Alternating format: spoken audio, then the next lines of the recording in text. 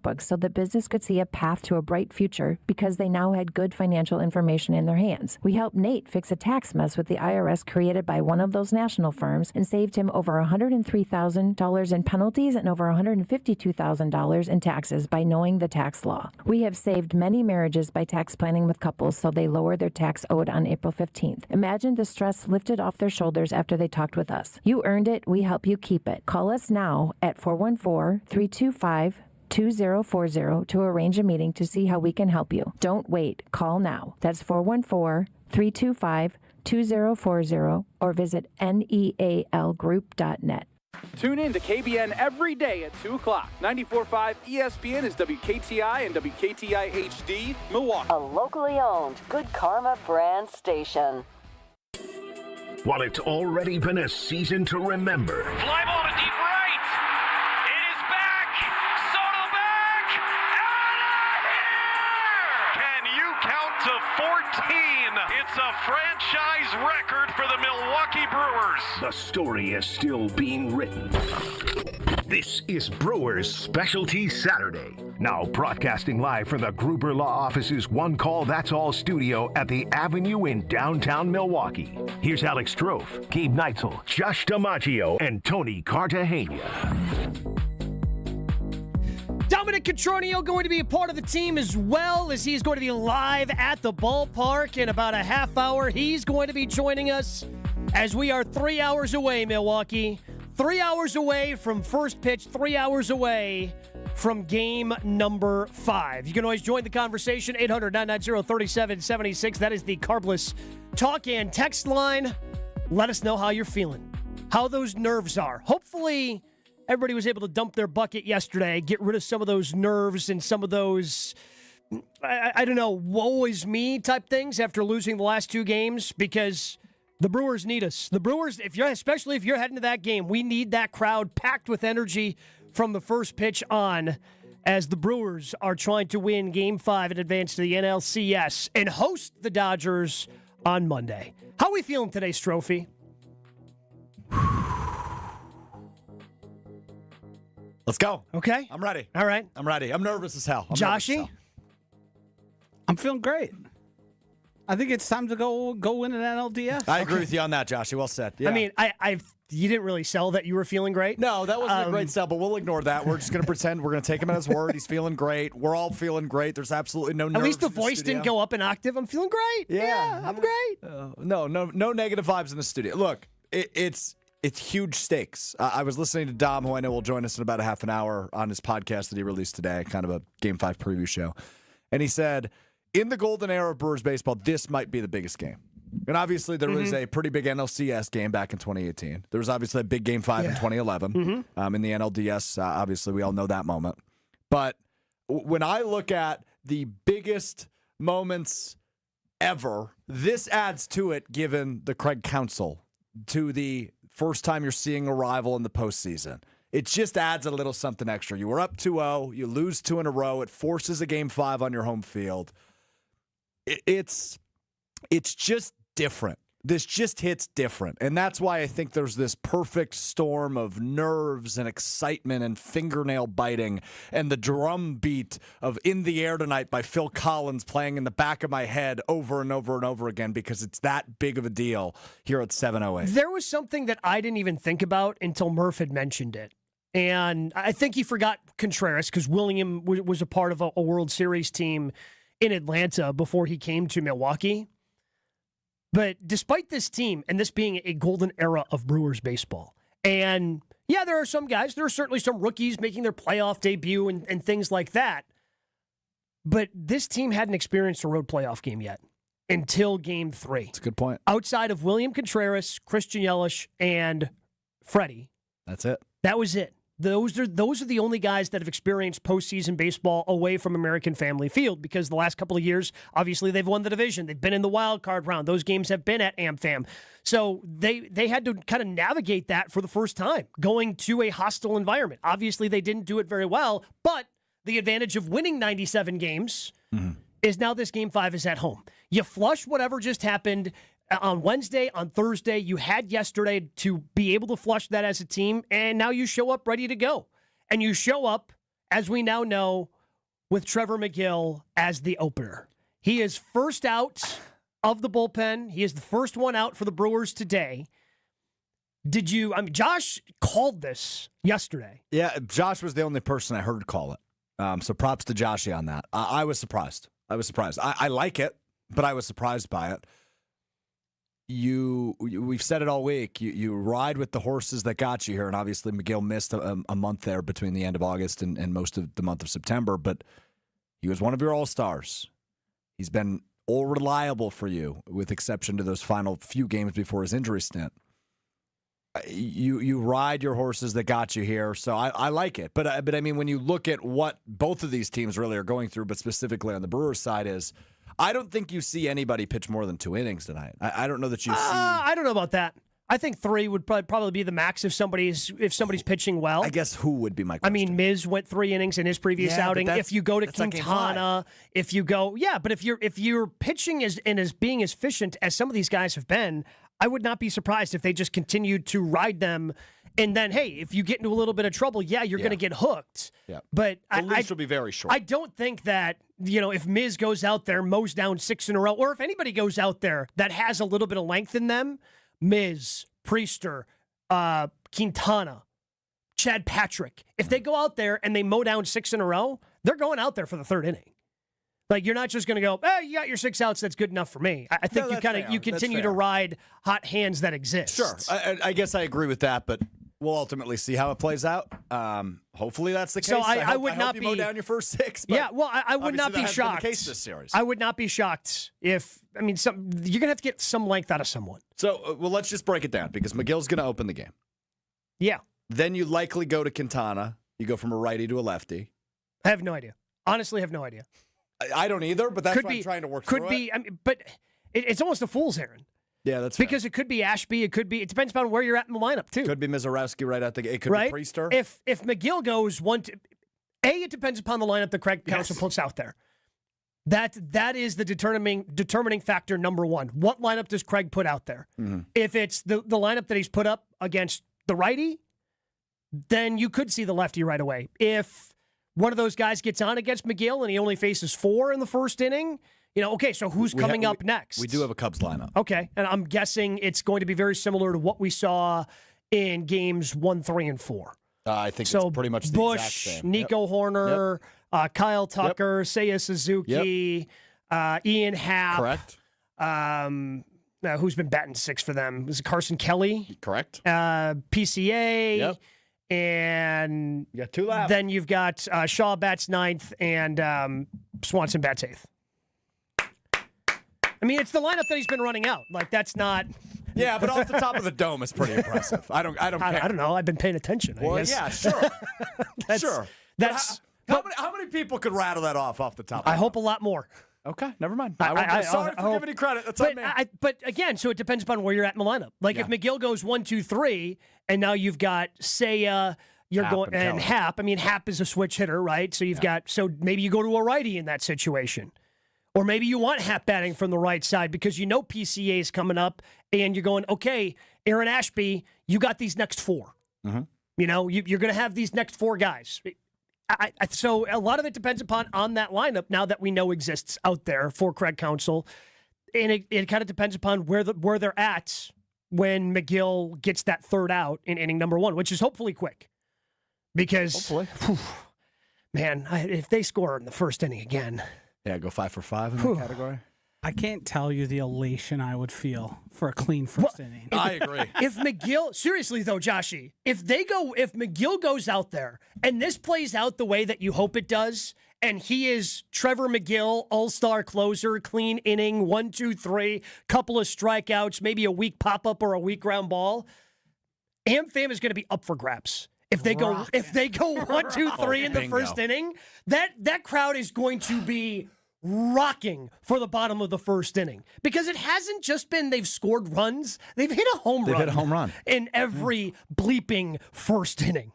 Like that's what and again, if McGill is able to do what he is supposed to do, I think everybody's going to settle in and start feeling really good about the Brewers' opportunity and chances. If he's able to do what Pat Murphy single-handedly selected him to do, The reason I went McGill was the same reason I thought he went Freddie in Game 4. You trust your guys. Yes. These are the guys. The guys you've trusted the most throughout the course of the year. We're not going to let just what we saw happen to one game ago. This is a guy who you put all the faith in throughout the course of the season until he got hurt. So now you trust him to go get you 3 outs. And the beautiful part is their bullpen is so deep. A, they were able to absorb McGill being gone for a month. And B, it doesn't hurt you to throw McGill in the first inning, because you still have plenty of horses in the back part. Because especially in playoff baseball games, the last 3 outs number 25, 26, and 27 of the game can be incredibly difficult to get. Mm-hmm. But you still have guys, again, whether you want to go to Koenig, whether you want to go to Abner Uribe. I mean, chances are it's going to be Abner, but they've flipped it around depending upon where you're at in the lineup, and you have those options still at the back end of the bullpen, because this is how good this bullpen has been. And McGill has been, to Josh's point, one of your guys. So go out there. Hey, we've been having trouble getting out of this first inning. The first inning has been incredibly high leverage for us. So go get your 3 outs, Trevor. Go get your 3 outs. Are they going to do the full McGill entrance? They should. They should. I mean, I think they should, because usually the starter comes out of the bullpen. Yeah. Or comes out of the dugout. And they will, yeah. Well, true. No, send his ass out of the bullpen. Send his ass out of the bullpen. That's what I'm saying. Usually the starter's coming out of the dugout. Hey, do your thing out in the bullpen and come in, get the lights going, get the crowd fired up. Do the whole McGill entrance the way you would if he's closing out a game in the 9th inning. Love that idea. Just a quick derailment. We now have a Brewers lineup. It is the same lineup as games 1 and 2. So Chourio is back to that leadoff spot. Terang batting second. Contreras third, Yelich fourth, Vaughn fifth, and then 6, 7, 8, 9 goes as followed. Sal Frelick, Caleb Durbin, Blake Perkins, Joey Ortiz, your lineup tonight. And that's again, Pat Murphy's. Not that you're expecting any sort of length out of Drew Pomeranz tonight for the Cubs. No, it's very likely you could see 6 or 7 pitchers from both of these teams tonight. I would say that would be the expectation. Yes. More likely than not. Yeah. Yes, I would agree. Because the Cubs are in the same situation where they just don't have anyone they trust with length. And even if Shota ends up going in this game, he's not going to go more than 3 innings. It's sounding like they don't want to throw him tonight because he's been... Yeah, he hasn't been good. I think he's had... I heard Dom Cotroneo say this. I think he's had as many home runs hit off him in the second half of baseball as anybody in the league. Yeah. So... why would you want him in at that high leverage spot? But that's the problem. You need arms. You need length out of someone at some point. Because even if you're going 6 pitchers, right? At some point, someone's going to have to get more than 3 outs. You're going to have to get some sort of length out of somebody. And once you start asking some of these relievers, who a lot of them are used to going 3 outs, maybe 4, you start asking for outs 5 and 6. And you're starting to stretch them out a little bit more than they're comfortable with. Well, and God forbid you end up in a situation like we saw last night. I don't know if I can handle that as a fan. I mean, how late did you stay up for the whole thing? Yeah, I stayed up. The Mariners fans did not sit down, I don't think. No, after extra innings. Yeah. In extra innings, they were standing. Maybe after the 7th, I don't think they sat down. I think they were standing for the entire time, the entire thing. Maybe they sat down between innings when TBS went to commercial, but every time I saw them on television, everybody was standing. Seriously, I don't know how you handle that as a fan. I was biting my fingernails, and I didn't have a horse in that race. I mean, not that I condone this, but how do you handle that without alcohol? Right. It's cut off in the 7th inning. Right, booze sales are over. You played another baseball game after booze sales ended. As somebody who was at the game in 2011, the classic T-Plush walk-off. Yeah. You just don't sit, and you have so much adrenaline and excitement going through your body. I mean, I was in the bleachers, which is a little more conducive to the stand. Everyone's on the bleachers. Yeah, you're just at a 10 for 2 hours. Right, unbelievable. That's just what it is. And that in 2011, that's pre-pitch clock. Like I was watching this game last night, going, man, and it ends past midnight Central Time. Like, there would be Red Sox-Yankees games from 2000 that would go that long, and they'd be only in the 7th or 8th.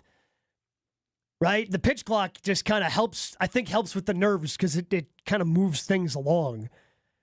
I am curious to see how much standing is happening at AmFam Field today. Yeah. What the nervous injury is going to be. I don't want any old people tugging on the back of your sweatshirt saying, hey, would you mind sitting down? No, get your ass up or go watch it on the couch. That would be my response. I'm guessing they're going to be sitting down. They're not going to be standing for all 9 innings. I promise you that. What if I want that, Gabe? What if that's what I want? You got to go. You got to follow what the crowd wants. Give me what I want. No, you don't. You don't get to determine. Like if everybody's standing, then yeah. If you're the lone jackwagon in the section standing, you're gonna have to sit down. Okay, fine. It's just don't be the lone jackwagon standing. That would be my advice. Yeah. Make sure you bring a buddy. Big situations. Bring a buddy to stand with you. Big situations, feel free. Again, late in the game, feel free. But in the middle of the third, I don't think the entire crowd is going to be standing. For the show. If I were to expect any one of us three to be the lone jackwagon, it would be Strouf. Yeah. Well, the lone jackwagon, please stand up. Yes, I will. Yeah. It's good. Where are your nerves at? You didn't answer that question. It's Game 5, man. It's an elimination game. And, yeah, I don't want my heart to be broken.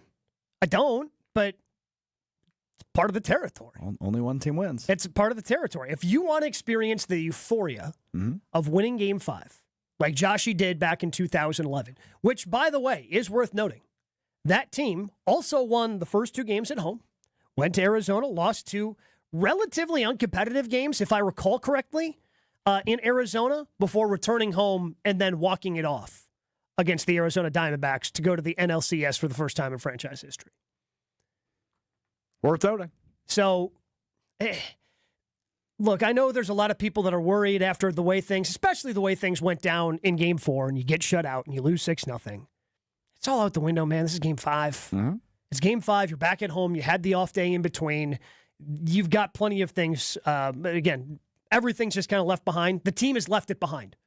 I assure you. The players that are on the field today, they've left Game 4 behind them. I implore you as a fan to leave it behind as well. But is getting off to a fast start, is that going to be important for the Brewers? We dive into that coming up next, part of our Brewers specialty programming here on 94.5 ESPN and 620 WTMJ. More Specialty Brewers Saturday coming up next on 94.5 ESPN, the ESPN Wisconsin app, and ESPN Milwaukee on YouTube. I had nightmares at my birth mom's house. It was really scary living there. There were always drugs in the house. The police came, and that's when I was placed into foster care. Right now in the U.S., more than 100,000 children like Ariana are waiting for a family. Once I was adopted, I definitely felt safe. Help the Dave Thomas Foundation for Adoption find permanent homes for children in foster care. Learn more at davethomasfoundation.org. Neck and back surgeries can be risky. Your spine deserves the best. That's why professional athletes choose Neurospine Center of Wisconsin. We can help you too. With the top nationally rated spine surgeons in the state for quality outcomes, you can trust the professionals at Neurospine Center of Wisconsin. Get a second opinion in just a few clicks. Now offered virtually throughout Wisconsin. Visit nscwi.com. Whether you want to get back into the game or just get back to life, go where the pros go. Neurospine Center of Wisconsin. Your spine health is our passion. Get the beat of the Bucks straight from a fan favorite and Bucks legend. Welcome to the fantastic voyage. Marcus Johnson, the captain of this vessel. Tap into Here District with Marcus Johnson, a Bucks Plus audio production. My first mate, Chris Johnson, the only father and son tandem. Your weekly pulse on the Milwaukee Bucks and conversations with the biggest names in basketball. This week on the pod, Marcus and Chris go inside Bucks training camp. Find Here District now on bucks.com/plus, the Bucks app, or wherever you get your podcast. Life's better with Drive My Way from American Family Insurance, because we know it's more than just a car. It's your escape pod, your adventure mobile, your memory maker. And we help protect the dreams that drive you. Personalize what you pay for auto insurance and you could save between 5 and 20%. American Family Insurance. Get a quote and find an agent at amfam.com. Products not available in every state. Unsafe driving behaviors may increase your rate. Visit amfam.com to learn more. American Family Mutual Insurance Company, SI, and its operating company, 6000 American Parkway, Madison, Wisconsin. The annual Catholic Memorial High School open house is Sunday, October 12th. Become part of the CMH tradition and make plans now to attend from 10 a.m. to 1 p.m. on October 12th. Register at CatholicMemorial.net. Awarded for academic excellence, a rich tradition of athletic success, and an experience rooted in faith. Find out how your student can achieve more at CMH. Tour the school, meet the faculty and coaches, learn all about the opportunities available for your student. Register today at CatholicMemorial.net. Catholic Memorial High School, where you rise. Wisconsin sports fans, Brian Balaga here from my friends at Surfside. Football season is back, and we're bringing you your tailgate must-have. There's nothing more refreshing than an ice-cold Surfside to enjoy while you cheer on your home team. Made with real vodka and real brewed tea, Surfside is only 100 calories, 2 grams of sugar, and 0 bubbles. That's right, no carbonation, so it's easy to sip and enjoy. It's not a seltzer, it's Surfside. Ask for it at bars, restaurants, and stores near you. Must be 21. Please drink responsibly. Your neighbors are talking. Did you see their siding? Yikes. That drafty window? It's basically air conditioning. From nature. Don't be the scary house on the block this fall. Call Exterior Pros and Baths and get $3,000 off your roofing, siding, windows, or bath project. No tricks, just treats. That's 262-800-4274 or click your way to extpros.com. Fall in love with your home again. Trust the pros. This is Matt Meitner, owner of Sit Means Sit Dog Training. Do you find yourself talking to your dog but feel like she's not listening to you? Bella, sit! Are you constantly repeating yourself but she's not following your directions? Sit! Sit! Frustrating, isn't it? At Sit Means Sit Dog Training, we want to help you have a happy, confident, and obedient dog, and we also want to make the training process an enjoyable and worthwhile experience. Contact Sit Means Sit today to schedule a free consultation so we can create a customized training program so you are able to have the dog you want and deserve. Sit Means Sit Dog Training. Sorry, we don't train husbands, wives, or kids. This is Specialty Brewers Saturday on 94.5 ESPN, the ESPN Wisconsin app, and ESPN Milwaukee on YouTube.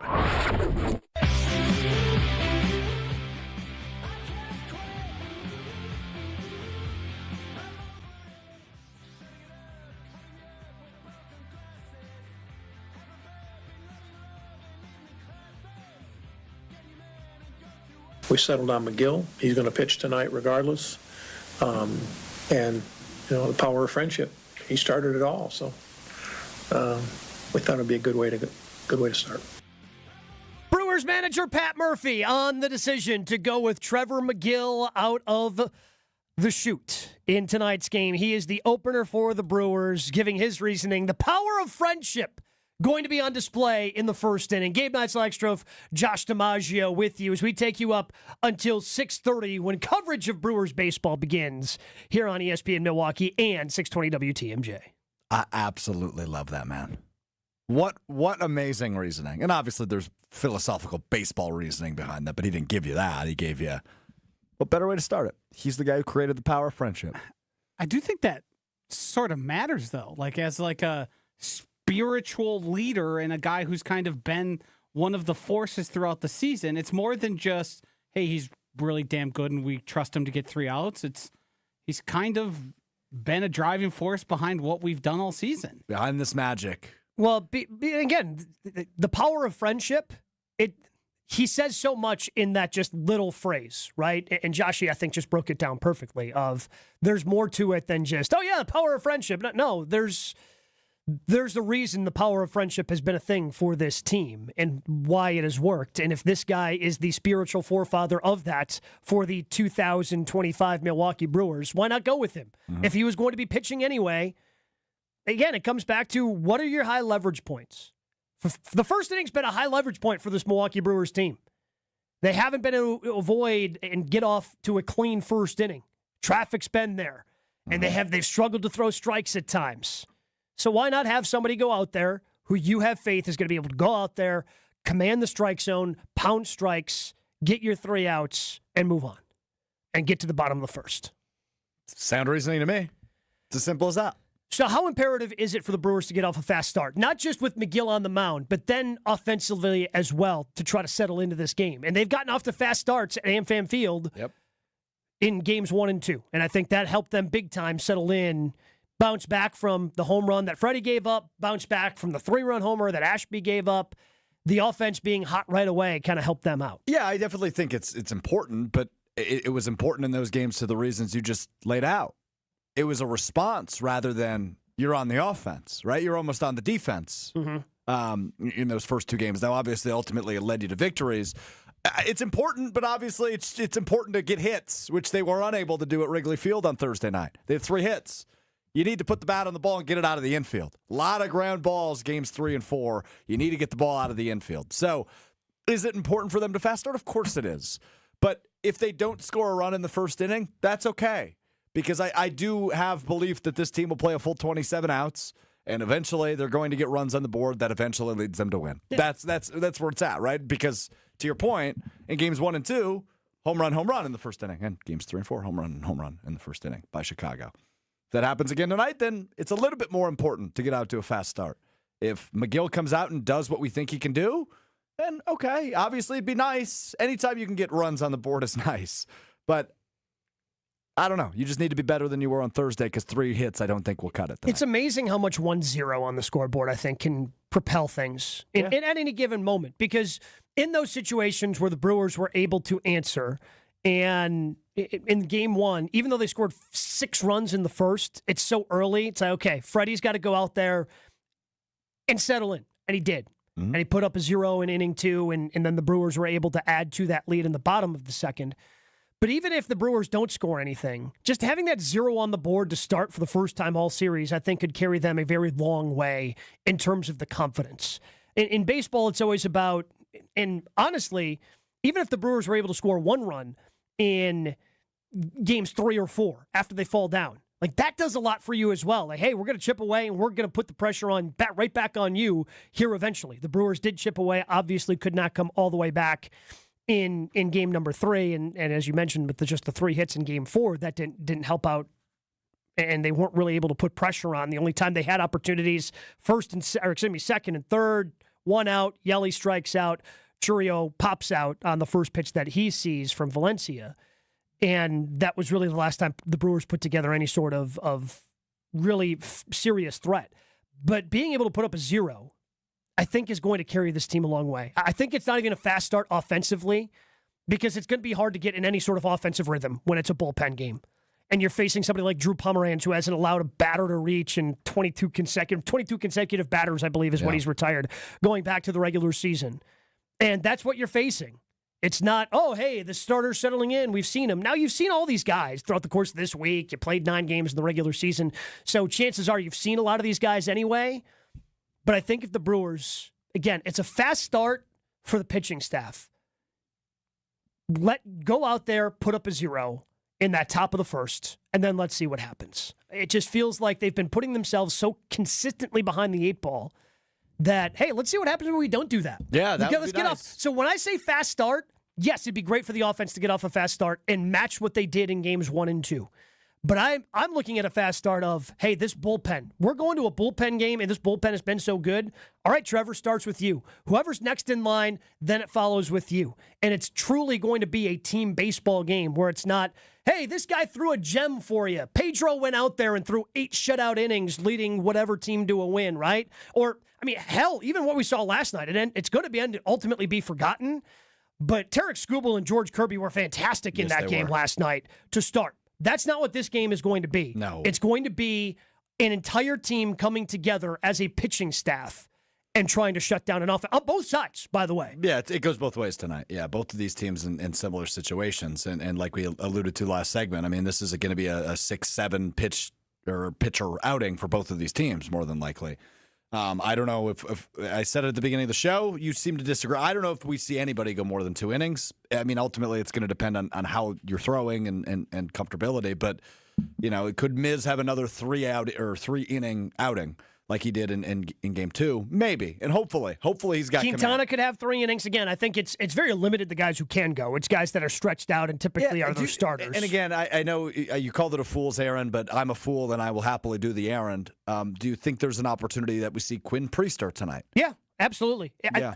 I think there's an opportunity we see Freddie Peralta I was just about to say that. Like, literally the only person... He did it in game 3 against the Mets last year. He pitched an inning. The only person I would be surprised if we saw tonight is Robert Gasser. Yep, I agree with that. That is the only pitcher I would be surprised to see be trot out there by Pat Murphy and the Brewers.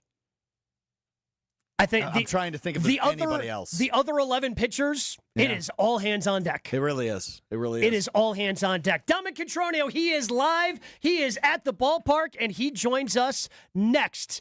But I want to let you know, professional athletes trust Neurospine Center of Wisconsin. You can too. From cutting-edge biologic injections to the least invasive surgeries, get a virtual second opinion available throughout Wisconsin. Visit nscwi.com. Neurospine Center of Wisconsin. Your spine health is their passion. More Specialty Brewers Saturday coming up next on 94.5 ESPN, the ESPN Wisconsin app, and ESPN Milwaukee on YouTube. For your fellow fanatics and your number one fans. For your game day compatriots and your everyday companions. For your personal cheerleaders and your personal heroes. For the reasons you smile, get covered with dental and vision insurance from Delta Dental of Wisconsin and Delta Vision. Learn more at deltadentalwi.com today.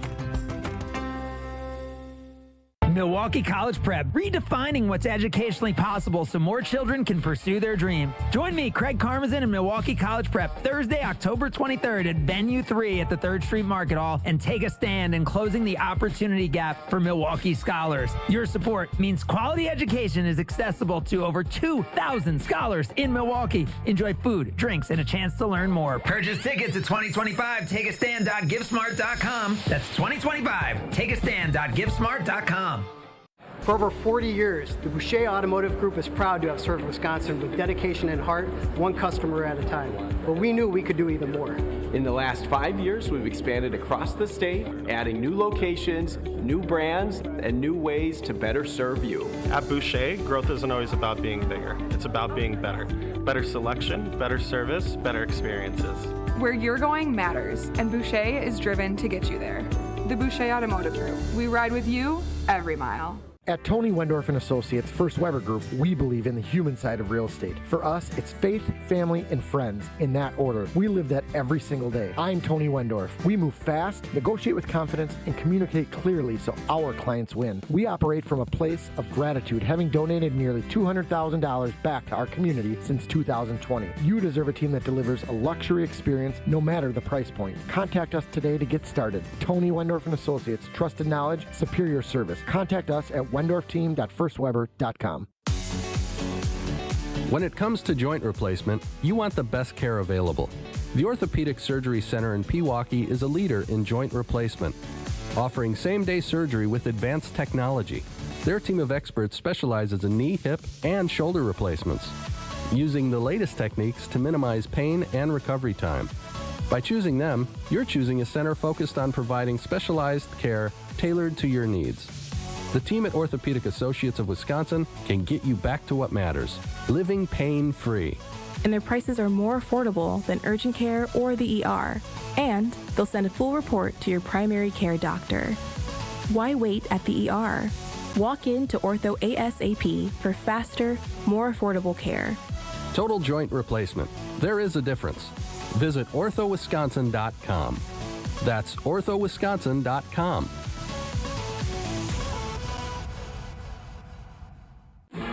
Big Ten football returns to Madison this fall. The Wisconsin Badgers battle Iowa, Ohio State, Washington, and others to defend Camp Randall this season. From the grind of every snap to the roar of jump around, Badgers leave it all on the field. Be a part of all the tradition Wisconsin football has to offer. Single game tickets are available now at uwbadgers.com or by calling 1-800-GO-BADGERS. Together, we're Wisconsin like that. The annual Catholic Memorial High School Open House is Sunday, October 12th. Become part of the CMH tradition and make plans now to attend from 10 a.m. to 1 p.m. on October 12th. Register at catholicmemorial.net. Awarded for academic excellence, a rich tradition of athletic success, and an experience rooted in faith. Find out how your student can achieve more at CMH. Tour the school, meet the faculty and coaches, learn all about the opportunities available for your student. Register today at catholicmemorial.net. Catholic Memorial High School, where you rise. This is Specialty Brewers Saturday on 94.5 ESPN, the ESPN Wisconsin app, and ESPN Milwaukee on YouTube. Mention it again today, just a little piece of, hey, remember those feelings and remember that awareness that you got to have. You just got to get all the outs, whether it's 27 or you saw in the game last night, 48, whatever it was. Pat Murphy before the game tonight's Game 5, Brewers-Cubs. A trip to the NLCS on the line for the Brewers, their first trip to the NLCS since 2018. Joining us now, he's very formal, so I feel like I have to call him by his full name. I was going to call him Dom, but it's Dominic. We're going government names? Yeah, I don't like this. Don't show up with a suit and tie, man. Don't wear a suit. It's the big leagues. This is the big leagues. Don't give me that. Yeah, I've seen plenty of guys on the big leagues just have don't have the jacket. Maybe you just have the shirt, sleeves rolled up a little bit. You can still. But my last name ends in a vowel. I gotta wear a tie. That's okay. You know what? That's I can't argue with that. Dominic Cotroneo, host of Brewers Extra Innings, joining us here, and. Dom, I feel like Murph is just pulling all the right strings right now, whether it was the press conference he talked yesterday, talking now, and the fact that, hey, McGill started the power of friendship. Seems fitting that he goes out there first today. It seems like he's pulling all the right strings right now.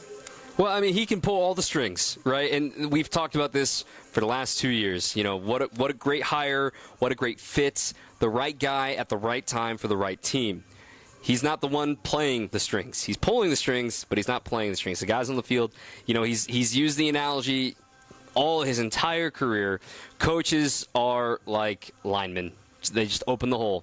The team, the players, they're the running back. They're the ones that go through. So he's tried to set them up for as much success as possible. I caught up with Chris Hook briefly and just kind of looked at him and said, McGill.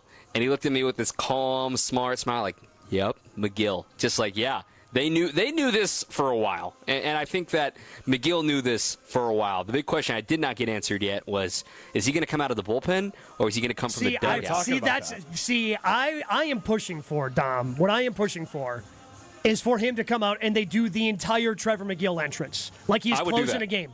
The lights are blinking, they go out, you get the little heartbeat monitor going, and you have McGill come out of the bullpen like it's the ninth inning, but it's the first inning to get everybody as fired up as possible to get the first 3 outs of a game. Yeah, I think that's the right way to do it. I think you set the tone right off the bat. And regardless of what happens in that first inning, it's meant to be, yeah, you're here to win, you're here to do your thing, you're here to make sure that you are hosting on Monday against the Dodgers and have that rematch ability coming up next week. So the way I see it, McGill and then everybody. I heard you guys talking about it a little bit earlier, too, of just like, could you be surprised if Robert Gasser comes into the game, if anybody else comes into the game? Quite frankly, we should expect nothing after what we saw yesterday with Mariners-Tigers. Everything is on the table. And mind you, I know you guys have talked about this, but like I'll reiterate it to the fans. Like 2011 was an extra inning game, and it was a very well-pitched game. Offense is going to be at a premium tonight. I heard you reference in the video that's on ESPN Milwaukee on YouTube, your podcast from last night. Real quick, so it was about a 25-minute episode. You started recording in the 12th inning of that game last night. Was that game still going when you finished recording?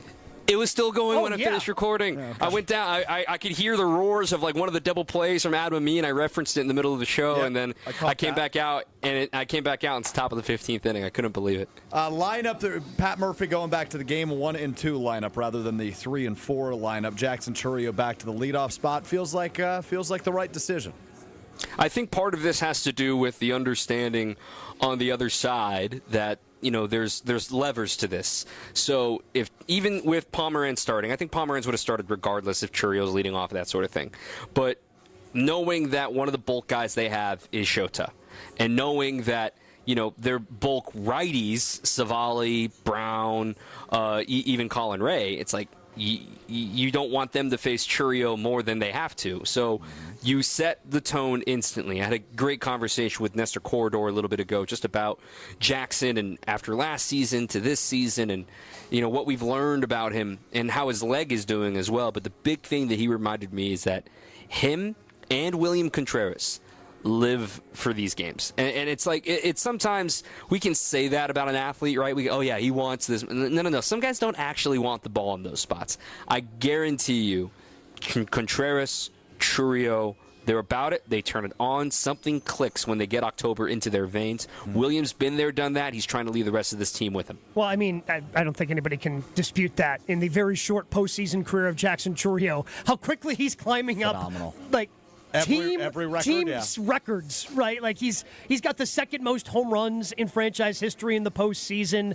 He's already hitting the list in terms of RBI that people have in Brewers postseason history. So I don't think that can be disputed when it comes to Jackson Chourio. But despite the success that Christian Yelich has had, and he's had a good postseason. The last time he was able to play, a couple of years ago, he had a decent enough postseason. I was very shocked to see, Dom, that he hasn't had a postseason RBI since 2018, which was shocking to see. The leadoff home run in Game 7, that was his last RBI in a postseason game. Think about that. Wow. And, to sit here and go, what if I told you, and all this stuff and all the what ifs and the scenarios that you could say, but, even yet, without Yelly being that 2018 Yelly, even with, a quiet series other than the first at-bat from Bryce Terang, that here you are in Game 5 against the Cubs, I think you're starting to realize, okay, they are in a good position. They're at home. They are able to see easy spots to say, okay, that can be a little more offense. That can get a little bit going in the right direction. So Yelly's at the top of my list of somebody that needs to be an X factor tonight. I mean, but he's still, I think he's 9 for his last 23. He's almost hitting 400, in his last handful of postseason games. It just, He hasn't. And the only thing that really stands out to me was in Game 4 when he comes up and he strikes out with runners on second and third. That's the only time I can think of, he probably could have gotten an RBI there. He's still been Yelly. He's still been productive. And those big moments are in there because he seemingly had big moment after big moment back in 2018. I mean, we've covered him for so long, guys, and we understand that Yelly's a quiet leader. Yelly's somebody that's not going to, bang his chest and be that guy on the top step. That's not his role. Not that he's not a leader. He is certainly the leader of this clubhouse. But I can promise you this, and I think Brewers fans understand this very well.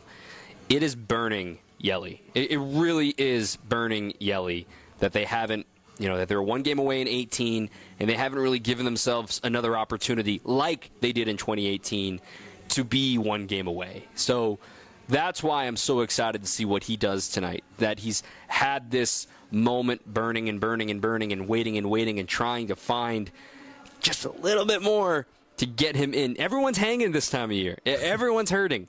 And yesterday, the vibe I got from talking to the guys yesterday was so needed, and it was such a good timed off day. Well, that was the thing, I think, because I think it was a good timed off day, not just for the guys, but for the fan base. And I know it's something that you have addressed. I've seen you do it, where everyone's just, but something really bad can happen. Yeah, but something really awesome can also happen tonight. And that's the energy that is needed inside the ballpark if you're a Brewers fan and heading to AmFam Field right now. To the way I describe it, and I'm a glass half full guy by default. Right, I play golf. Okay, Gabe, you play golf. If you're Alex, not we're working glass half full, on it. I am working on it. You're right. Tough to be glass half full with what I've seen out of Alex Strouf, but I digress. I'm a glass half full guy. Maybe not when it comes to sports, but here's the thing. I was more talking about your golf swing. Yeah, whatever. Go ahead, Dom. Make your point, please. But when it comes to being glass half full, and when it comes to being relentlessly positive, when it comes to being, just sort of, we don't know. That's the beauty of all this. That's what I enjoy. It is way better to save your energy for after. And I will welcome that energy on my postgame show today. If it doesn't go the Brewers' way today, bring it on. Let's talk about it. But there's no sense in worrying and working yourself up over scenarios that haven't happened. So history repeats itself, guys. And the pessimistic view is, they're going to lose another winner-take-all game. But the exciting news is, history repeats itself. They were up 2-0, then had to come back home 2-2, 2011. Walk off. We could have an epic call from Jeff Levering tonight. That's how I feel. I feel like that can happen again. If you talk yourself into them losing tonight, it's not going to hurt any worse. It's not going to hurt less if it happens. It's still going to hurt. It still hurts. That's part scenario, of it. But just lose yourself in the game. Lose yourself in the game. It's a privilege to be in the spot, as we've talked about all week, right? It's to have meaningful baseball against your rival, to have a Game 5 in Milwaukee, in this city, that everybody's wrapped their arms around this team. Heartbreak is a privilege. Hopefully we don't experience it tonight. but it is a privilege at the end of the day to love something so much that it hurts so bad when it ends, and hopefully tonight it doesn't end. But ultimately, that's where we are at, and I love the history repeats itself. Dom Cotroneo / Jake Cole on that one. History repeats itself, and that's just how it goes. So where do exactly. When you look at this tonight, Dom, where do you think the Brewers have the advantage? You know, it's funny. I actually asked that direct question to a member of the coaching staff, and the way that I framed the question was, you both run the bases well. You both play incredible defense. Yeah, they probably have a little more pop than you, but it seems like it's more of an anomaly right now than it is consistent. So where's the advantage? And he goes, that it's here, that it's in Milwaukee. This is what the 97 wins was for. This is why you worked hard. Like, there was a lull in September. We can't deny that. There was a lull in September because they didn't know what they were playing for. Then the challenge came. What you're playing for is the best record in baseball. What you're playing for is to make sure that every single one of those tense, clutch, oh my God games is in our house. And that's why the edge matters. And that's where the Brewers, as we've heard Pat Murphy say, we've lost our edge. We need to find our edge. That's where the edge is, that it's in this ballpark tonight. And that's the most important thing in my eyes. Brewers fans better bring it tonight, Gabe. Oh, they will. I've got no doubt about that. If anybody's been listening to Murph, everybody's been pumped up. Everybody's ready to go. Dominic Cotroneo hanging out with us for the next 45 minutes or so, and we continue our conversation as he is live at American Family Field. He is at the ballpark. Dominic Cotroneo, more with him. Coming up next, 94.5 ESPN, 620 WTMJ. More Specialty Brewers Saturday coming up next on 94.5 ESPN, the ESPN Wisconsin app, and ESPN Milwaukee on YouTube. While you may be primarily known for preying on your opponents, I think we'll be doing the hunting this week. It's all about the chase. It's about the chase. Can we get the gazelle? Is Lamar Chase the gazelle? No, Flacco's the gazelle.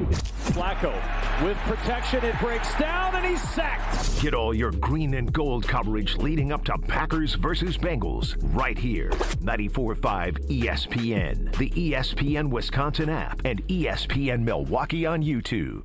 Dave Spano from Annex Wealth Management. It didn't seem like it when the season started, but we've watched the crew become a great team. We're just as proud of the team here at Annex. I'll put the Annex team up against anyone when it comes to what we do. Investment, retirement, tax, and estate planning. If that's what you're looking for, let's talk soon. AnnexWealth.com. Click the Get Started button. In the meantime, let's enjoy championship baseball in Milwaukee. Kunis Hope Chevrolet of Milwaukee is having a massive grand opening celebration, and you're invited. 3 days only. Thursday, October 16th through Saturday, October 18th. Unprecedented grand opening celebration pricing and discounts on our entire inventory of new Chevy cars, trucks, and SUVs, plus over 800 pre-owned vehicles, starting as low as $39.95 and only $199 per month. We'll be paying above market value on all trade-ins during this event, no matter what the mileage or condition. And during our 3-day celebration, you can take advantage of grand opening service specials on oil changes, replacement tires, brake pads, and rotors. Almost all services with hundreds in savings.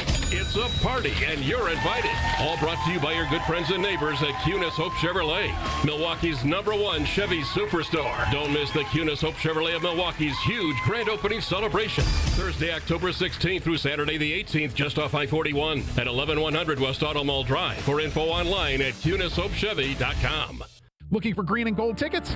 Ticket King is your go-to for Green Bay football tickets. With offices in Milwaukee and Green Bay, Ticket King is your local and most trusted source to see the green and gold. Plan ahead and get your seats this season at theticketking.com. The next home game is Sunday, October 12th against Cincinnati, with the first noon game on November 2nd when Carolina visits Green Bay. Find your seats at theticketking.com or call 414-273-6007. Theticketking.com. It's not sold out until the King is sold out. The annual Catholic Memorial High School Open House is Sunday, October 12th. Become part of the CMH tradition and make plans now to attend from 10 a.m. to 1 p.m. on October 12th. Register at CatholicMemorial.net. Awarded for academic excellence, a rich tradition of athletic success, and an experience rooted in faith. Find out how your student can achieve more at CMH. Tour the school, meet the faculty and coaches, learn all about the opportunities available for your student. Register today at CatholicMemorial.net. Catholic Memorial High School, where you rise.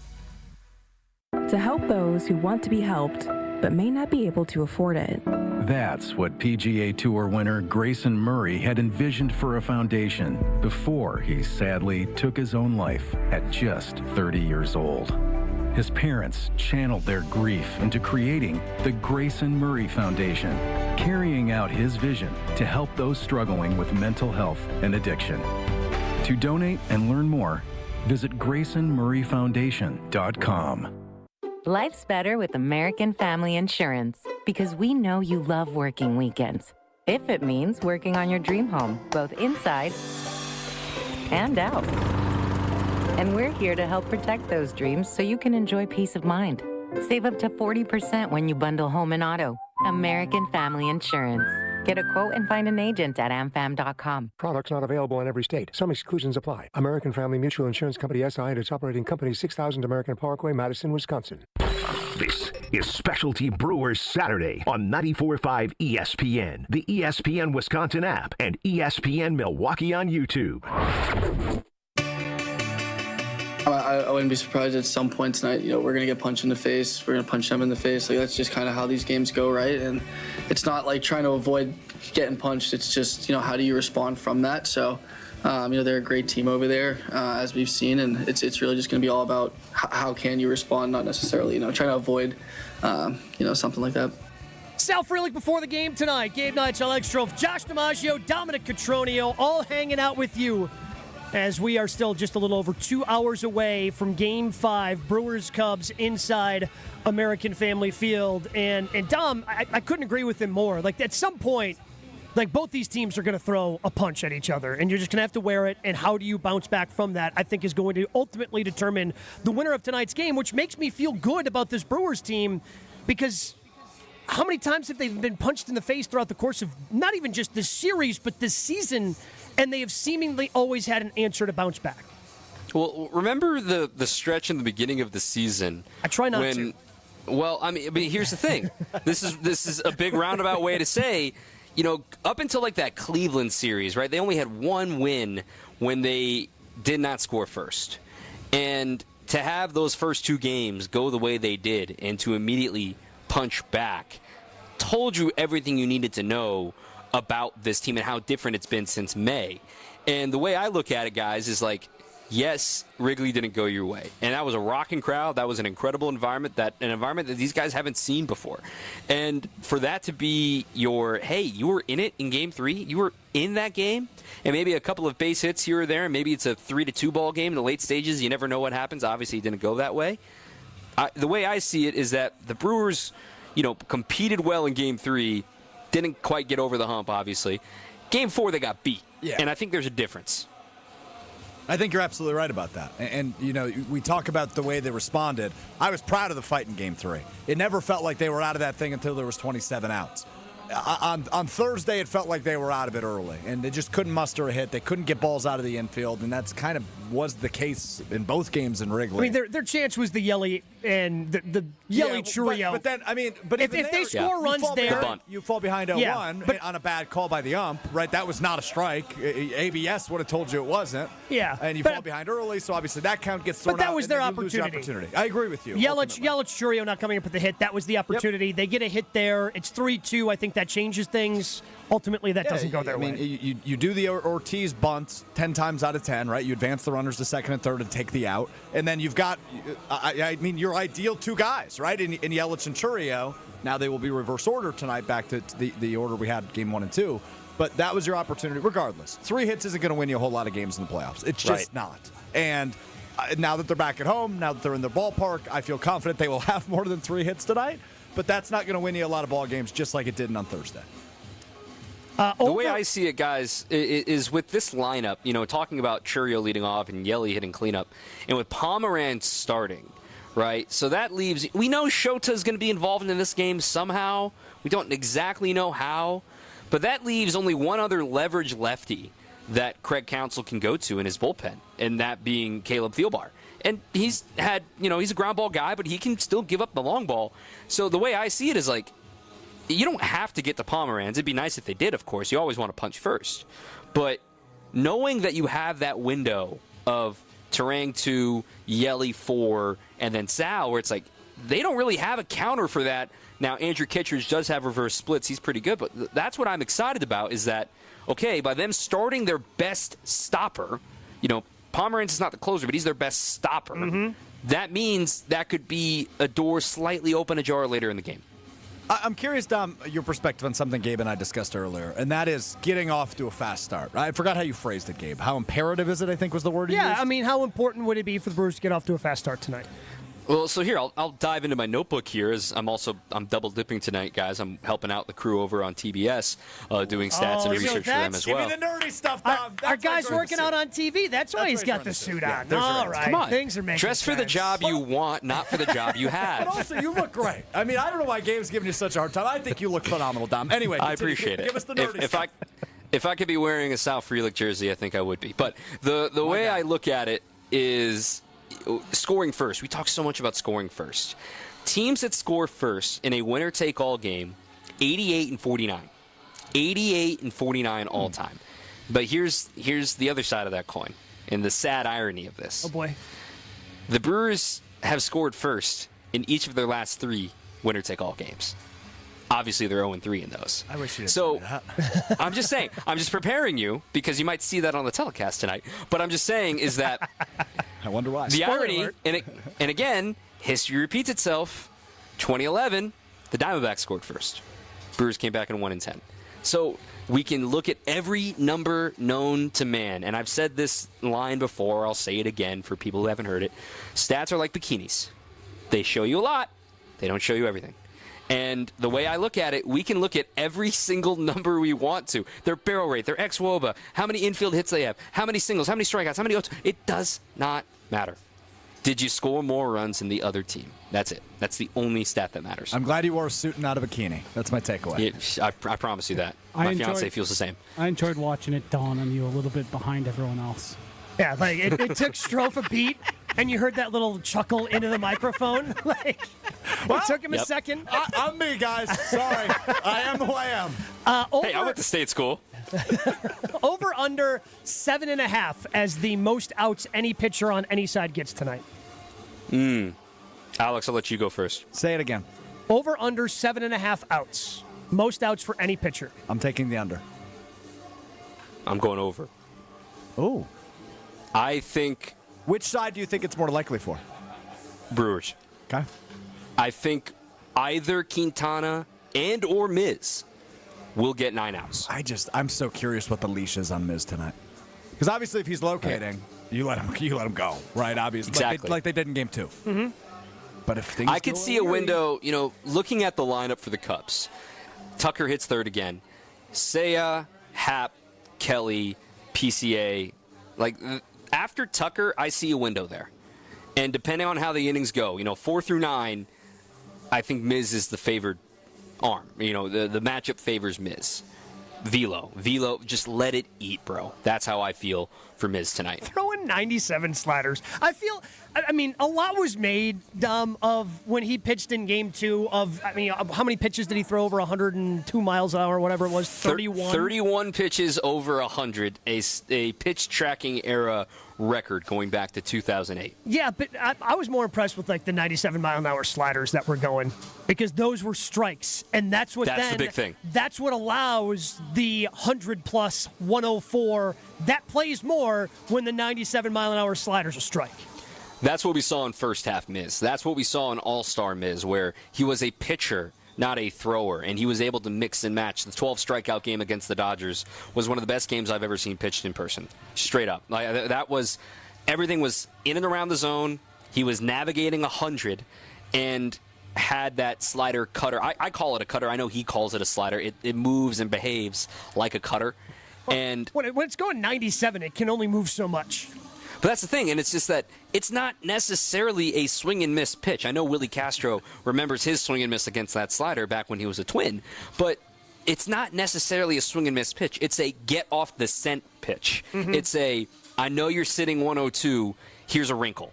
And then, okay, I'm ready for the wrinkle. Here's the curveball. That's the Miz that needs to show up. Now, when you got 103, sometimes you kind of sit there and go, you got 103, man. Why do you got to do anything else? So yeah. I think that the Brewers understand that The leash is similar to what it was in Game 2, maybe a little shorter just because it is a Game 5. Right, just because it's a Game 5. But also, you used the term X factor before, Dom. I don't think anybody else comes to mind more so than Miz when you use that term for Game 5 tonight. From a pitching perspective, 100%. Yes. Because he needs to get outs, period. Point blank. The Brewers do not win this game without Jacob Misiorowski getting an out. I just don't see a path without it. And you can sit here and argue, well, what about, Uribe? Yeah, but you expect him to pitch maybe 6 outs tonight. You expect that. You don't know what you expect from Miz, which is the pit in your stomach that everybody talks about right now. Yeah, I've got it. I can attest. More with Dominic Cotroneo. He is live at American Family Field, but I do want to thank our friends at Neurospine Center of Wisconsin. They have been bringing us Brewers talk all throughout this postseason push. If you have neck or back pain, let the top nationally rated spine specialists at Neurospine Center of Wisconsin help you get back into the game. Check out the website, nscwi.com, nscwi.com, Neurospine Center of Wisconsin. Your spine health is their passion. Our Brewers coverage also brought to you by Annex Wealth Management, Boucher Automotive, and Delta Dental of Wisconsin. More Specialty Brewers Saturday coming up next on 94.5 ESPN, the ESPN Wisconsin app, and ESPN Milwaukee on YouTube. Neck and back surgeries can be risky. Your spine deserves the best. Professional athletes trust Neurospine Center of Wisconsin, including baseball, where surgeon Dr. Brandon Rebels helped get Milwaukee's MVP back on the field for a stellar season. We can help you too, with the top nationally rated spine surgeons in the state for quality outcomes. You can trust the professionals at Neurospine Center of Wisconsin. Get a second opinion in just a few clicks. Now offered virtually throughout Wisconsin. Visit nscwi.com. Neurospine Center of Wisconsin. Your spine health is our passion. At Boucher, we don't just sell cars, we build careers. For over 45 years, Boucher has been Wisconsin's trusted name in automotive excellence, and today we're growing faster than ever. Whether you're an experienced professional or just starting out, Boucher is hiring across all departments: sales, service, finance, and more. Enjoy industry-leading pay, unbeatable benefits, paid training, and a workplace that truly values you. Join the Boucher family, where we ride with you every mile, and your future rides with us. Apply today at Boucher.com.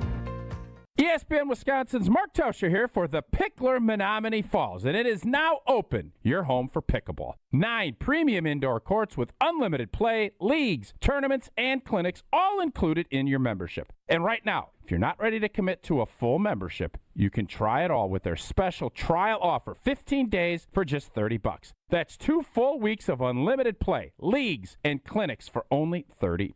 Check it out today at thepickler.com, and we'll see you on the court. The annual Catholic Memorial High School Open House is Sunday, October 12th. Become part of the CMH tradition and make plans now to attend from 10 a.m. to 1 p.m. on October 12th. Register at CatholicMemorial.net. Awarded for academic excellence, a rich tradition of athletic success, and an experience rooted in faith. Find out how your student can achieve more at CMH. Tour the school, meet the faculty and coaches, learn all about the opportunities available for your student. Register today at CatholicMemorial.net. Catholic Memorial High School, where you rise. This is Brian Balaga. You're listening to 94.5 ESPN. 94.5 ESPN is WKTI and WKTI-HD Milwaukee, a locally owned Good Karma brand station. While it's already been a season to remember, Fly ball to deep right. It is back. Soto back. Out of here. Can you count to 14?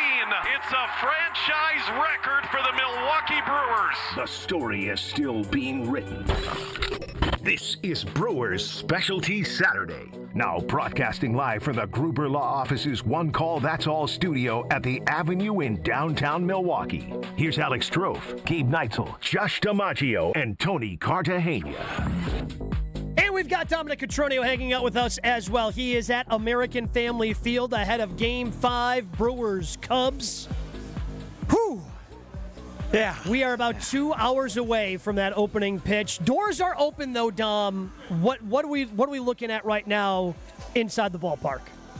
Cubs haven't started taking BP yet. There's guys moving around, stretching around and everything. Brewers have already concluded their batting practice, and already people rushing down to the bottom rows of their sections. And panels closed, roof closed, to be expected. I know there's some little bit of precipitation in the area tonight, but it's going to be loud, and it's really fun when it's both closed. I think that's what really makes you feel like playoff baseball. It was closed last night in Seattle, too. Early report.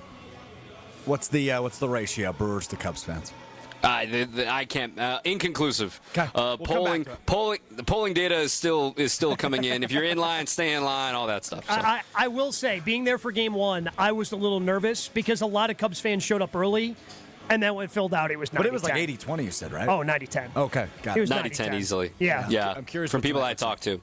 Yeah, it was 90-10, and I guess I never looked into the Game 5 tickets, but I'm guessing it was also sold out for just as long as Game 1 and 2. I would assume a very similar ratio. Yeah, I guess inside AmFam I guess why I would imagine there will be more of a Cubs presence is because how often do you have a closeout game 90 miles away from your home city?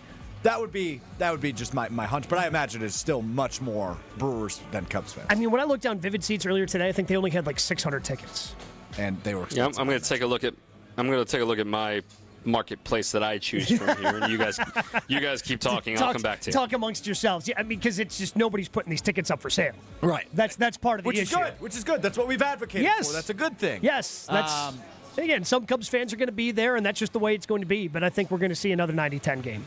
Good. Yeah, I see nothing less than face value right now. No, hell, heavens no. Heavens no. I'm just saying, it's just like, it's not available. That's what I'm saying. It's like, there's not much, there's not like, oh, this is a great deal on a seat. Like, nah, no, do you want to pay $180 to stand? Yeah, 172 is the cheapest standing room ticket I see. I don't think I would do that. What's the most, like, I've had this conversation with people, guys, like, as World Series comes near, like, if the Brewers are in the World Series. Yes. Let's say, let's go by tier. Mm-hmm. Standing room, in the building, but have a seat, and lower bowl. Do you have a number that you would reach? Like oh man, once I get... I'm fine standing because I'm a pacer by nature. Like, I pace a lot when I'm nervous, and obviously if we get to that level, I will be very nervous no matter the score. I would probably pay no more than $300 to get in the building. I am willing to pay, if it's a World Series game, an uncomfortable amount. What does that mean? Well, we're not going to put a number on it, but it has a comma. Yeah, I'd be uncomfortable. I don't think I have a comma. I think that's where my line is drawn. It's a lot. Mr. Worldwide is Mr. Moneybags also. No, I don't know about that, but for a World Series alone, yes. I mean, again, the Brewers in the World Series has only happened one other time, and I was not born yet. So if and when it happens, How incredible would it be? And I know Major League Baseball doesn't want to hear this, but this is the truth. How incredible would it be for a Seattle Pilots World Series? Mariners, Brewers. Yep. A team that's never been and a team that's never won. Like, sign me up for the narratives and the storytelling of the fan bases, of what they've been through, the connection of the Pilots, the connection of the Sea League family. God, that would be incredible. And honestly, so much fun. The Mariners are a fun team, too. They're really fun.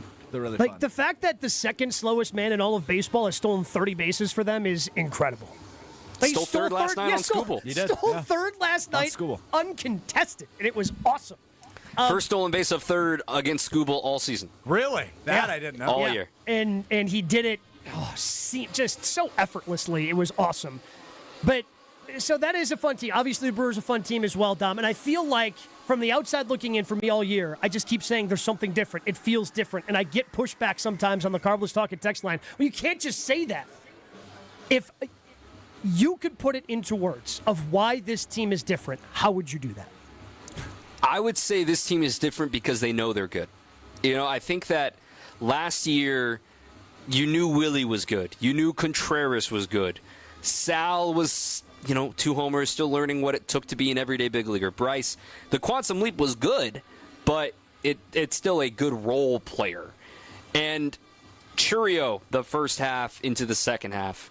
Now these guys understand they've been there, they've done that, they've won 14 in a row. They had the best record in baseball for a reason because they're that good.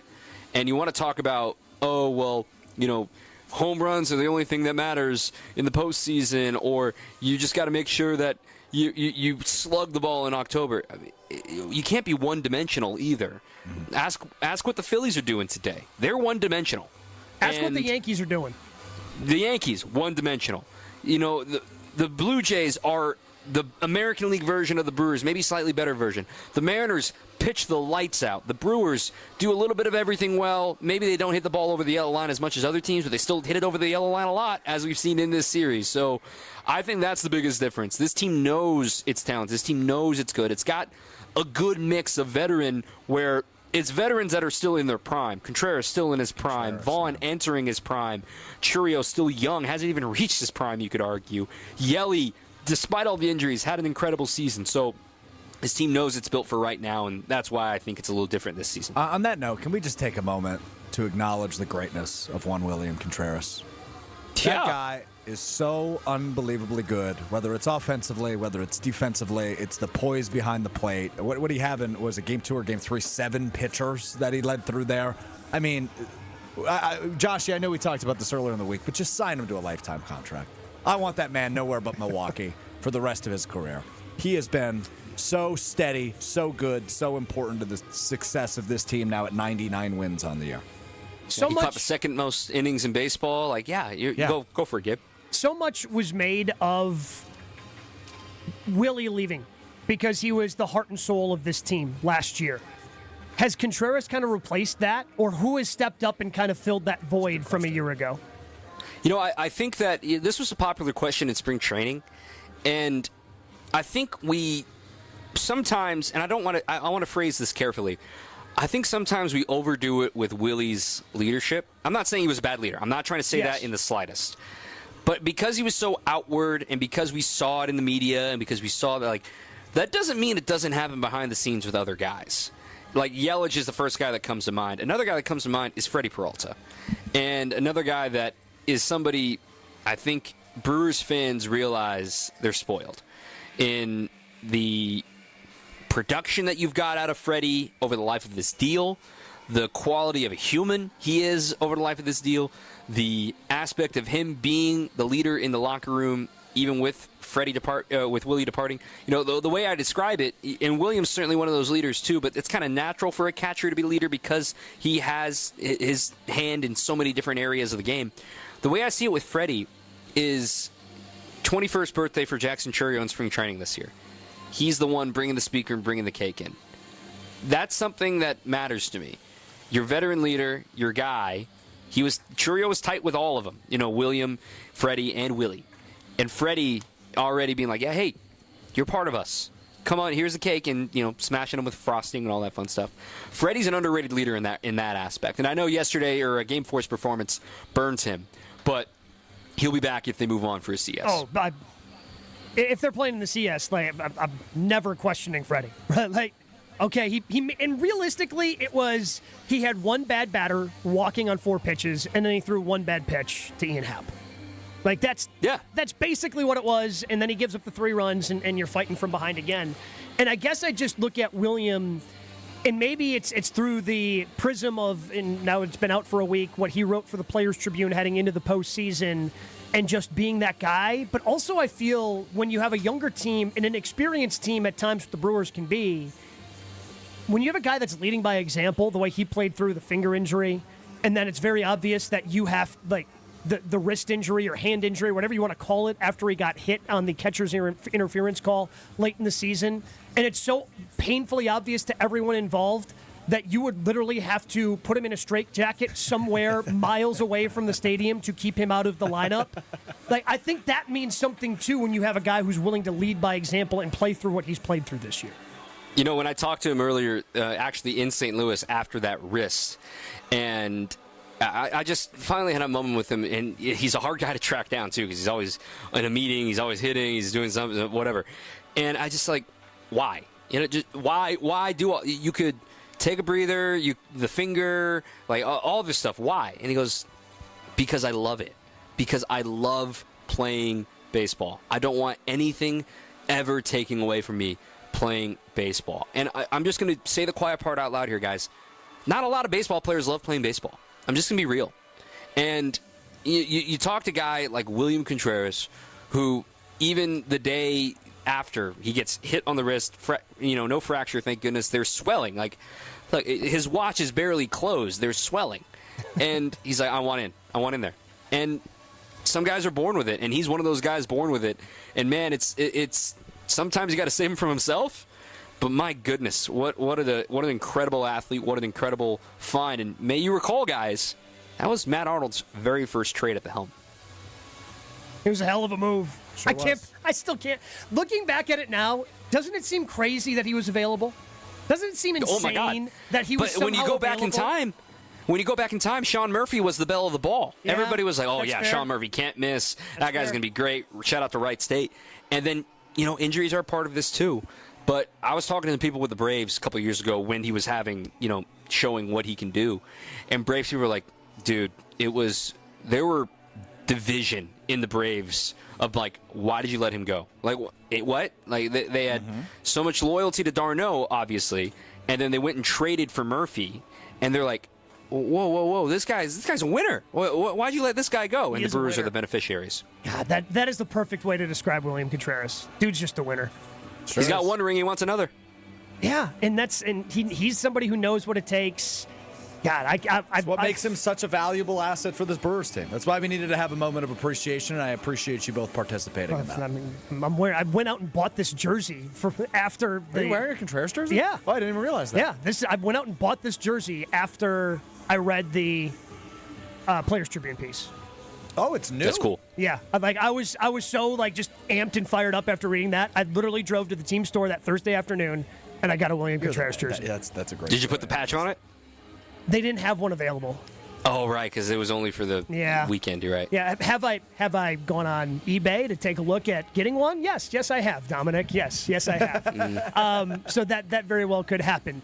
But we've gotten plenty out of William Contreras. We've gotten a lot out of the top of that lineup. Jackson Chourio, Christian Yelich certainly has his moments. But is there somebody who needs to step up in the bottom part of that lineup? We talk about that with Dominic Cotroneo as we continue with our Brewers specialty programming on 94.5 ESPN and 620 WTMJ. More Specialty Brewers Saturday coming up next on 94.5 ESPN, the ESPN Wisconsin app, and ESPN Milwaukee on YouTube. Greg Matzek, Gary Ellerson, the day after reaction show you need in your life. Who benefits the most from Micah Parsons being on the field? Secondary. Keyshawn Nick. It's Potawatomi Sportsbook Football Mondays with Greg and Gary. If you're a quarterback, you've got to get the football out of your hands before you really want to do it. I mean, everybody's getting their wealth with this, but to me, I think it's really the guys in the secondary. Live from the Potawatomi Sportsbook Studios from 6 to 8 p.m. every Monday on 94.5 ESPN. I walk on the shoulders of giants who have come before me.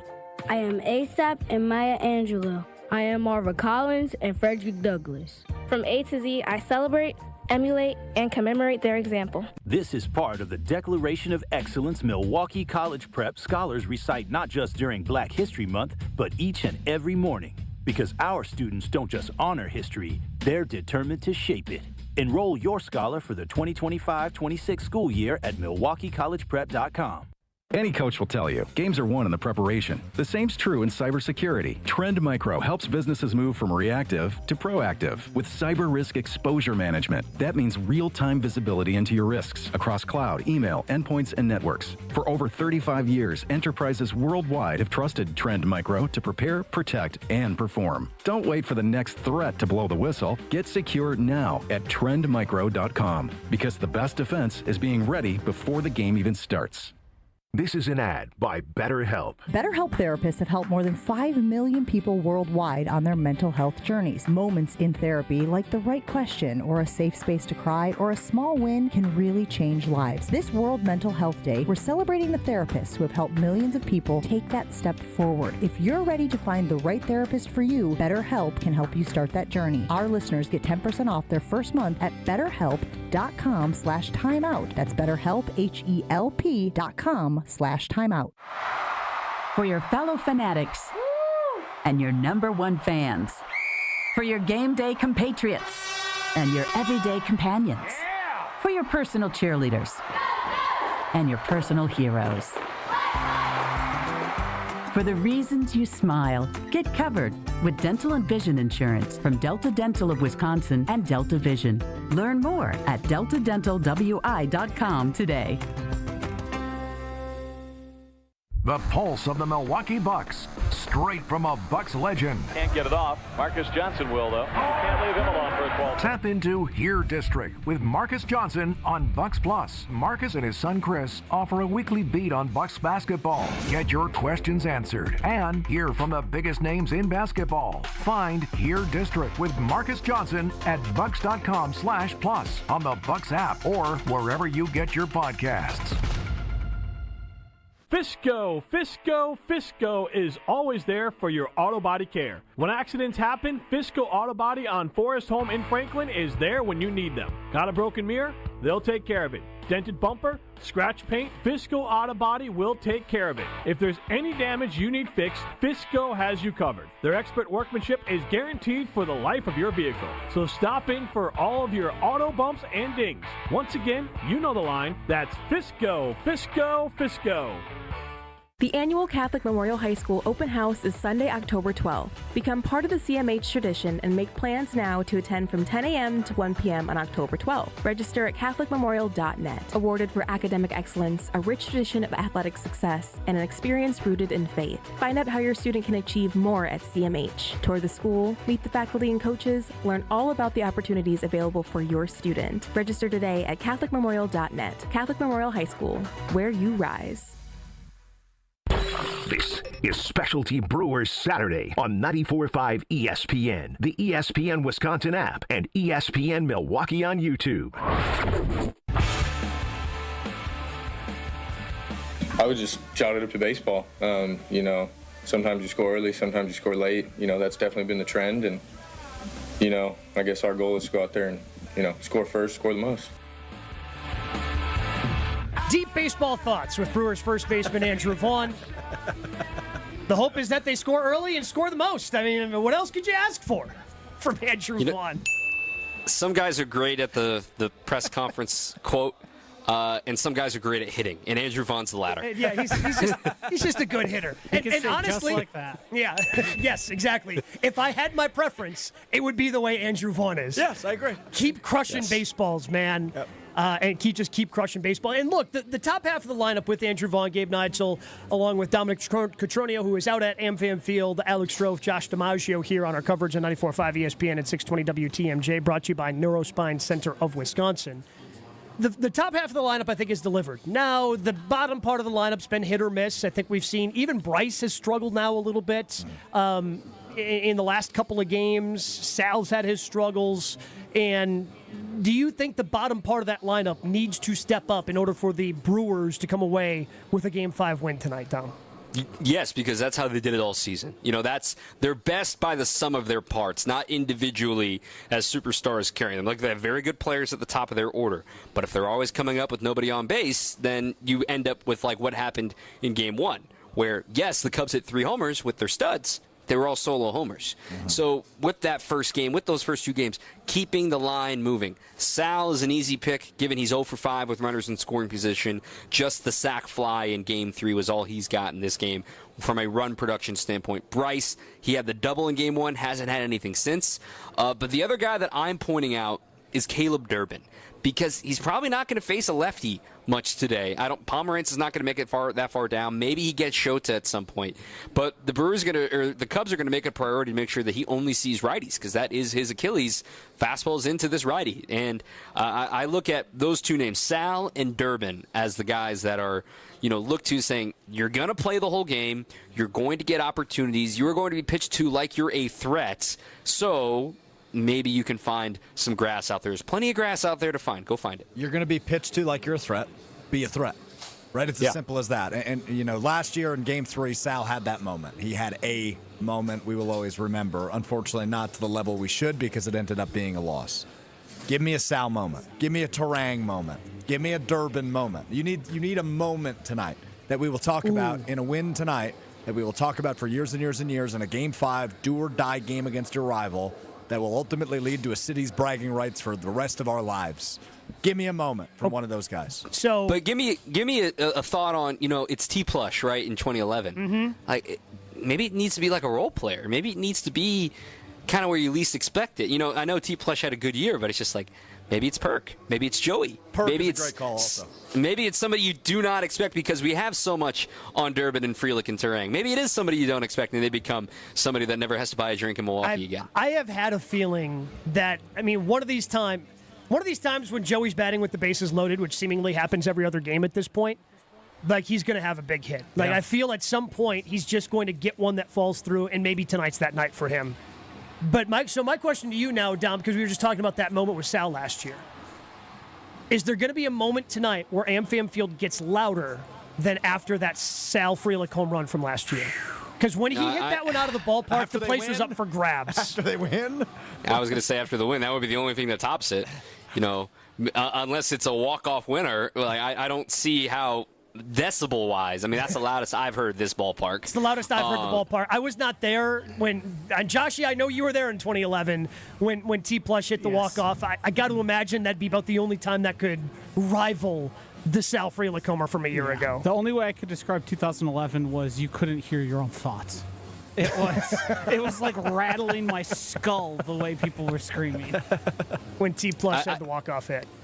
I think of one thing. It's what you're talking about, Alex. Is like if it's Joey, because this is I've used this description before, but it's like a Game 5 crowd is a baseball crowd, and there's a difference between a Game 1 crowd and a Game 5 crowd. There's a difference between a Saturday crowd and a Wednesday crowd. There's a difference between a holiday crowd and a Saturday crowd. Like there's differences. So the point I'm making is that a Game 5 crowd are the baseball people, and these are the people that are locked in on every pitch, and the people that have locked in on all season. That if it's Joey, given the offensive struggles he had this year, that's how you can produce a decibel level that loud. I guess I just still have faith in Joey. I know the numbers aren't there, but he still just does everything you're asked. He still puts root. It's not like he's up there and he's just a one-pitch out machine or striking out, just an abnormal amount. He still is able to go up there, put together quality at-bats, move a runner when he's asked to move the runner. I still feel like he does everything he's asked. Yes, the numbers don't add up, but I still have confidence in him when he's up there because he does the thing that everybody else does in that lineup and just puts together quality ABs. Well, you're talking to a guy that picked him as my pick to click this season. So, of course, I've got stock in him. So, of course, I'm hanging on to that. What better time to click crypto, baby. I'm hanging on. I'm hanging on. What better time to click than Game 5? I think that with Joey, knowing the value that he provides with his glove is in the playoffs, man. It's hard to quantify. Defensive metrics are not perfect. But, man, the outs above average have gone through the roof here in the second half. His DRS, he's now a positive defender. He's got back on the right track, and Matt Erickson deserves a lot of credit for that, too. But at the end of the day, you are what the back of the baseball card says. And Pat Murphy is not going to be shy. He talked about it today, that because it's win or go home, because there's no tomorrow, he might be put in that situation where if it's the 6th inning, the 5th inning, 2nd and 3rd and 1 out, hey, Joey, here comes Jake Bauers. Hey, Joey, here comes, Monastery. Like, there is no tomorrow. So it sucks that, in the theory that we're talking about, like, it'll be fun if Joey gets a moment. He may only get 2 at-bats tonight, guys. Mm-hmm. That's a real possibility. Yeah, that's a good point. I think that is such a real possibility, but that's also part of, to me, what's the fun part about Game 5. When there's no tomorrow and you manage like it, that's what just makes, I think, tonight so fun. Hey, stop talking like that. The pit in my stomach is growing. But, to that point, we all watched last night, Tarek Skubal, right? 6 strong innings. Why didn't you go him out? Why didn't you throw him back out for the 7th? I don't see, for either team, unless somebody gets the hot hand, and it's hot hand fallacy, but it's like, there's no decision that you can prepare yourself for that you're going to freak out about. Where it's like, how couldn't you leave Mizorowski in for a 3rd time through? No one's expecting that. So I feel like the decisions and the margins, anything that can help your run expectancy just by a few decimal points is going to matter tonight. Yeah, there's not going to be anything too crazy in terms of, it's not like you're going to pinch hit Lockridge for Chourio at some point, right? No, of course not. Everything that happens, I think, is going to be very defensible and just makes sense, especially when it's a bullpen game. About the only thing I think people are going to potentially nitpick or could nitpick is the order in which guys throw. And I'm fascinated to see how that plays out because I'll reference what you called it at the top of the show. It's a fool's errand to try and parse through how this game will be managed in terms of the bullpen. Again, I'm a fool, and I'll try to run that errand, but I'm going to be wrong ultimately. I'm just so intrigued to see how the hell this plays out tonight in terms of how they utilize the arms, when they utilize the arms. And again, it was a surprise to lead off, right? Because McGill is going to be your opener tonight. I don't know that a ton of us saw that coming. I know Joshy can take his victory lap on calling that one, but I thought it'd be Quintana right off the rip. We'll see how and when he plays, when he gets inserted, when Miz comes into play, as we expect him to. And ultimately, the guys like the Koenigs and the Uribes, when are they utilized? That's the part I can't wait to find out because, as you guys both just said, there is no tomorrow guaranteed. It's do or die tonight. Whew. A lot of pressure, a lot of pits and stomachs. I got 3 keys before I go here, guys. Please hit us. Number one, Abney Uribe is getting more than 4 outs. That's the first thing. Like you can count on that. Take it to the bank. I think Abney Uribe needs to get more than 4 outs. Number 2, the Brewers need to have more extra base hits than the Cubs. I'm not saying homers. Yep. I'm specifically saying extra base hits. You can win this game with 4 doubles and a triple if the Cubs hit 2 homers. You can win this game that way. And then number 3, and I talked about this in the mini pod this morning, be Brewersy. Get back to the Brewersy battles. In these 6+ pitch battles, in the first 2 games, they went their way. The last 2 games, they have not. When the Brewers win these long battles, it helps them. The reason why it's so important tonight is because there's no starter to try to run off the game. Like, you're not trying to drive a starter's pitch count up. Everybody's going to be on a short leash anyway. So if you win these 6, 7, 8 pitch battles like Blake Perkins did in Game 1, it is such a bigger impact than it was. And the Brewers see so many pitches. They do this so well. That's what I look out for tonight. Dom, appreciate it, man. Look forward to, hopefully, a victorious BEI later tonight. Thanks, Dom. Hope I'm soaked in champagne later tonight. Thanks, guys. In that suit? What a visual that is. Yeah, that'll be great. That'll be great. That was really good stuff. All right, what do we got? An hour and a half? Oh, my goodness. Yeah, hour and a half before first pitch. I might not make it the first pitch. Hour and a half before first pitch. We've got so many other things to dive into here. We've got an hour left in this program. I'm excited. Yeah. I don't know if you're excited. No. Yes, I am. Okay. Yes, I am. I'm very excited. I am nervous as hell, though. Yeah, I was about to say, I think the nerves are coming out more than the excitement right now. Yeah, but that's how that goes. Once McGill throws his first pitch that's a strike to Bush. Do you need me to spike something in the DC you got over there? Wouldn't hurt. Okay. Wouldn't hurt. Yeah, a little liquid courage prior to this one might not hurt. I'm freaking out in the best way possible. This is awesome. The fact that, I wanted a sweep, as we all did, right? You want to go to Wrigley, want to win the first game, boom, it's over, you get a long rest. Well, because you also didn't want to give the Cubs hope. No. But now, I'm going to spin zone it for you. I'm so damn glad we did. I'm reading our YouTube chats on 620 WTMJ, on ESPN Madison, on ESPN Milwaukee. There's Cubs fans all over there. They're like, oh, they're going to win. Ha, ha, ha. No, they're not. Don't build your hopes up. Come on. Join us. Join us at the top with the hopes high. You want the Dodgers in the CS. Give it to us. I want to give you hope. Just so the heartbreak hurts that much more. And the victory lap feels that much better. We've got an hour to go in the show. We'll continue to dive into Brewers Cubs Game 5 as we continue. 94.5 ESPN, 620 WTMJ. More Specialty Brewers Saturday coming up next on 94.5 ESPN, the ESPN Wisconsin app, and ESPN Milwaukee on YouTube. Kunis Hope Chevrolet of Milwaukee is having a massive grand opening celebration, and you're invited. 3 days only. Thursday, October 16th through Saturday, October 18th. Unprecedented grand opening celebration pricing and discounts on our entire inventory of new Chevy cars, trucks, and SUVs. Plus over 800 pre-owned vehicles. Starting as low as $39.95. And only $199 per month. We'll be paying above market value on all trade-ins during this event, no matter what the mileage or condition. And during our 3-day celebration, you can take advantage of grand opening service specials on oil changes, replacement tires, brake pads, and rotors. Almost all services with hundreds in savings. It's a party, and you're invited. All brought to you by your good friends and neighbors at Kunis Hope Chevrolet, Milwaukee's #1 Chevy superstore. Don't miss the Kunis Hope Chevrolet of Milwaukee's huge grand opening celebration. Thursday, October 16th through Saturday the 18th, just off I-41 at 11100 West Auto Mall Drive. For info online at KunisHopeChevy.com. Is back pain slowing you down? When it comes to spine care, you need specialized expertise.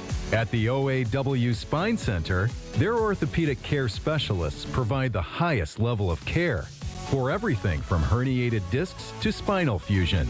They start with the most conservative, non-surgical treatments like physical therapy and injections. If surgery is needed, minimally invasive procedures at the OAW Spine Center will get you back on your feet faster. With a focus on treating the source of the problem, they take a comprehensive, active approach to spine health, getting you back to the life you love. The OAW Spine Center. There is a difference. Visit OAWspinecenter.com. That's OAWspinecenter.com.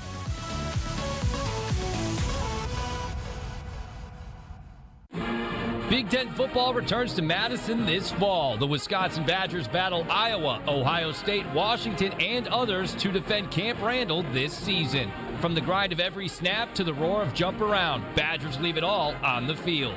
Be a part of all the tradition Wisconsin football has to offer. Single game tickets are available now at uwbadgers.com or by calling 1-800-GO-BADGERS.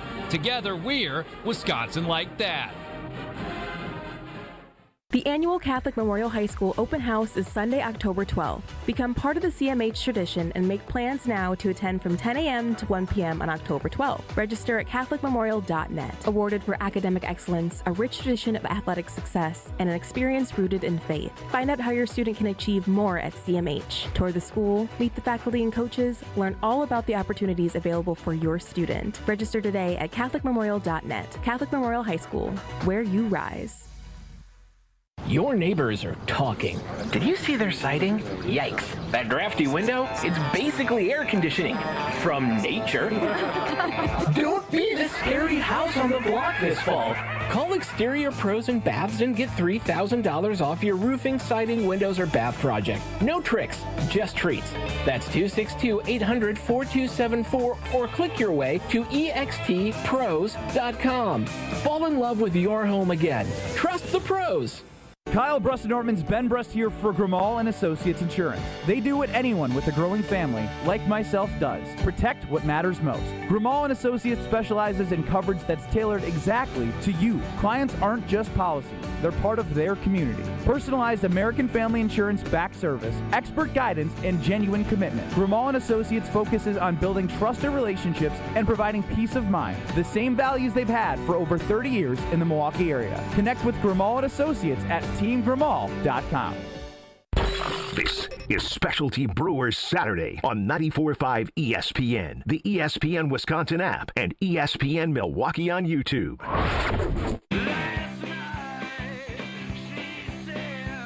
I wouldn't be surprised at some point tonight, we're going to get punched in the face. We're going to punch them in the face. Like, that's just kind of how these games go, right? And it's not like trying to avoid getting punched. It's just, how do you respond from that? So, they're a great team over there, as we've seen, and it's really just going to be all about how can you respond, not necessarily, trying to avoid, something like that. Fire me up! Sal Frelick before the game. Gabe Neitzel, Josh DiMaggio hanging out here along with our guy, Alex Strouf, he's nervous. Like, he is trying to figure out what to eat before the game to try to calm himself down. I got a newsflash for you, pal. I'm not going to be calm. There is nothing in the world that is going to calm those nerves. I don't know. Pulled pork sandwich might do it. Yeah, you're right. I was just trying to be optimistic.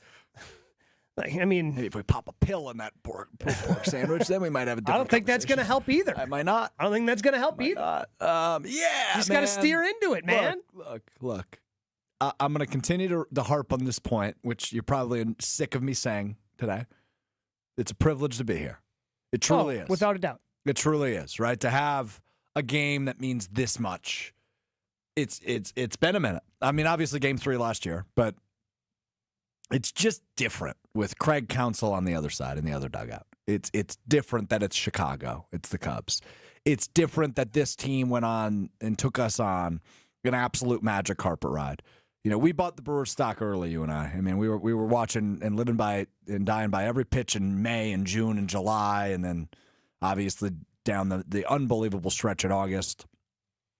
It's been such a fun season, and it would feel wrong for it to end tonight. It just would feel wrong, given everything around Bob Uecker's passing, and given the different heroes that have stepped up. And I know you and I have talked about that extensively on the shows we've done together the last couple months. Is the Andrew Monasterios of the world, a guy who was a borderline MLB player having multiple moments in extra innings this season. The Isaac Collins, who obviously fell off a little bit. We haven't seen him a ton this postseason, but and that's really, I think, the Isaac Collins thing. I think is just an unfortunate circumstance. I think he would have played more had Jackson not tweaked his hamstring. Yeah, he would have probably gotten the start. I think that Lockridge got. Yeah, probably. I think that Jackson starts in center, and instead of Lockridge, you have Collins starting in left. Yeah, but because regardless. Jackson Chourio can't move the way you want him to move, you can't put him in center field, and you got to keep him in left. Yeah. That's the unfortunate thing with Jackson Chourio, and that's affected Isaac Collins. But if Isaac gets an opportunity to be a pinch hitter tonight, I have faith in him putting together a quality at bat, and would not be surprised if he came through with a base hit. That's the exact point I was about to make, because I think at one point this season I said he might be their most clutch player because he had so many moments. You talk about a guy like Caleb Durbin who kind of came out of nowhere and has become your everyday third baseman. I mean, hello, Andrew Vaughn. Where the hell did that come from? So it'd feel wrong for the season to end tonight because there's so many amazing stories and there's so much unexpected good that has come from this team who had like the 24th highest payroll in the MLB. The MLB is a lot like NIL in college athletics. Just pay who you want. Dodgers are sitting there with the highest payroll in baseball waiting to see who they'll take on Monday. Are they staying home in LA and playing the Cubs, or are they coming to Milwaukee on Monday? That's what the highest payroll in baseball is waiting to do. So all in all, my nervous spiel here, Gabe. The point is, this team is in this position for a reason. They belong here. And they also belong to play on Monday night at AmFam Field because they are just that good. And even though you don't have Brandon Woodruff, they're that good. And I'm so excited to see how this game is managed tonight by Pat Murphy, because there are a lot of big decisions he's going to have to make when it comes to those pinch hitting opportunities. When it comes to who is he trotting out on the mound. Right? He's already made one decision, and it sounded like from Dom Cotroneo when he joined us, they knew it was going to be Trevor McGill, but they didn't play their cards too early.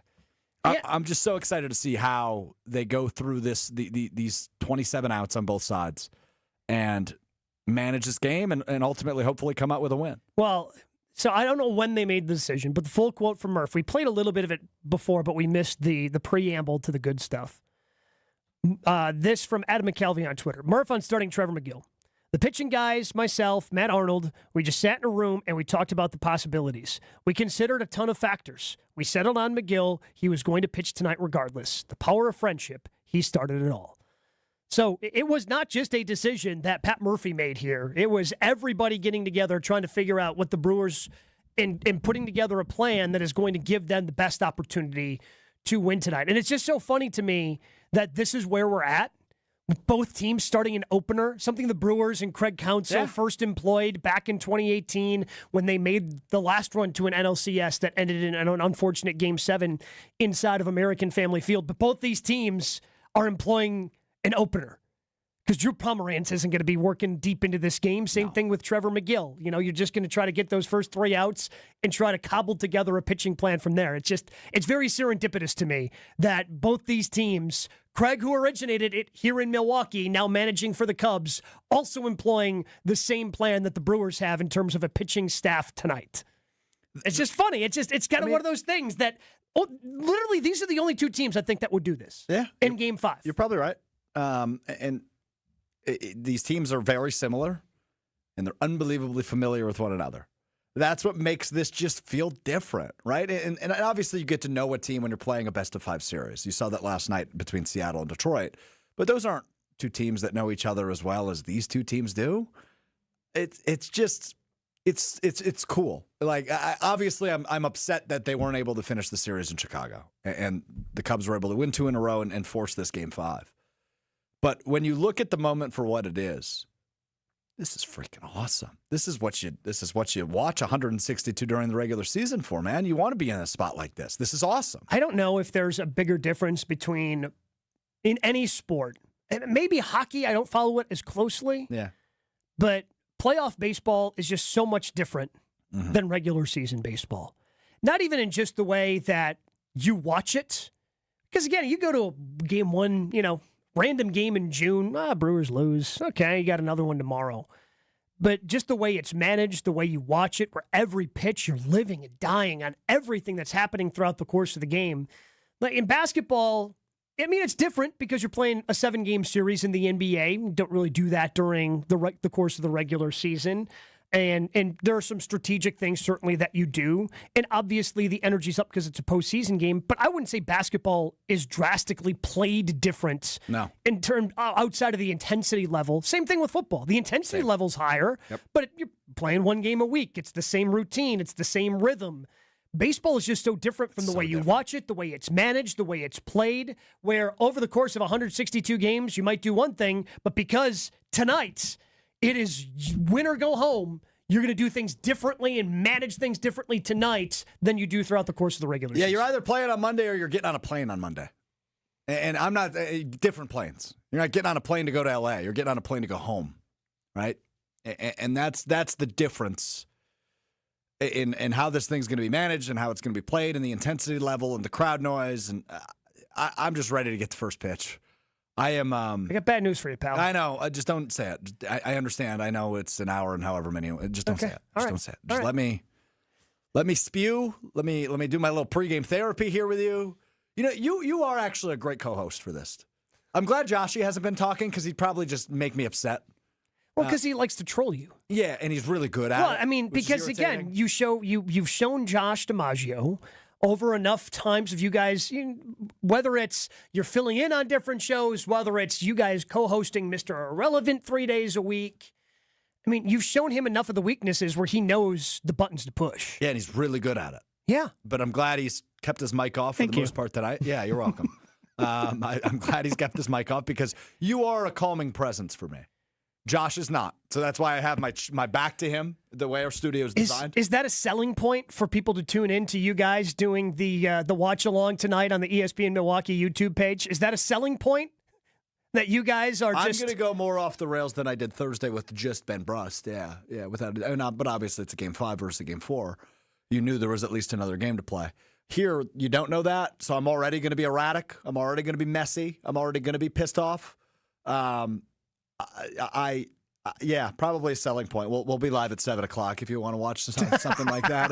If you're inclined to view that, you can find it on YouTube at ESPN Milwaukee, at ESPN Madison. I expect 20% of the things out of my mouth to be directed at Strouf derisively.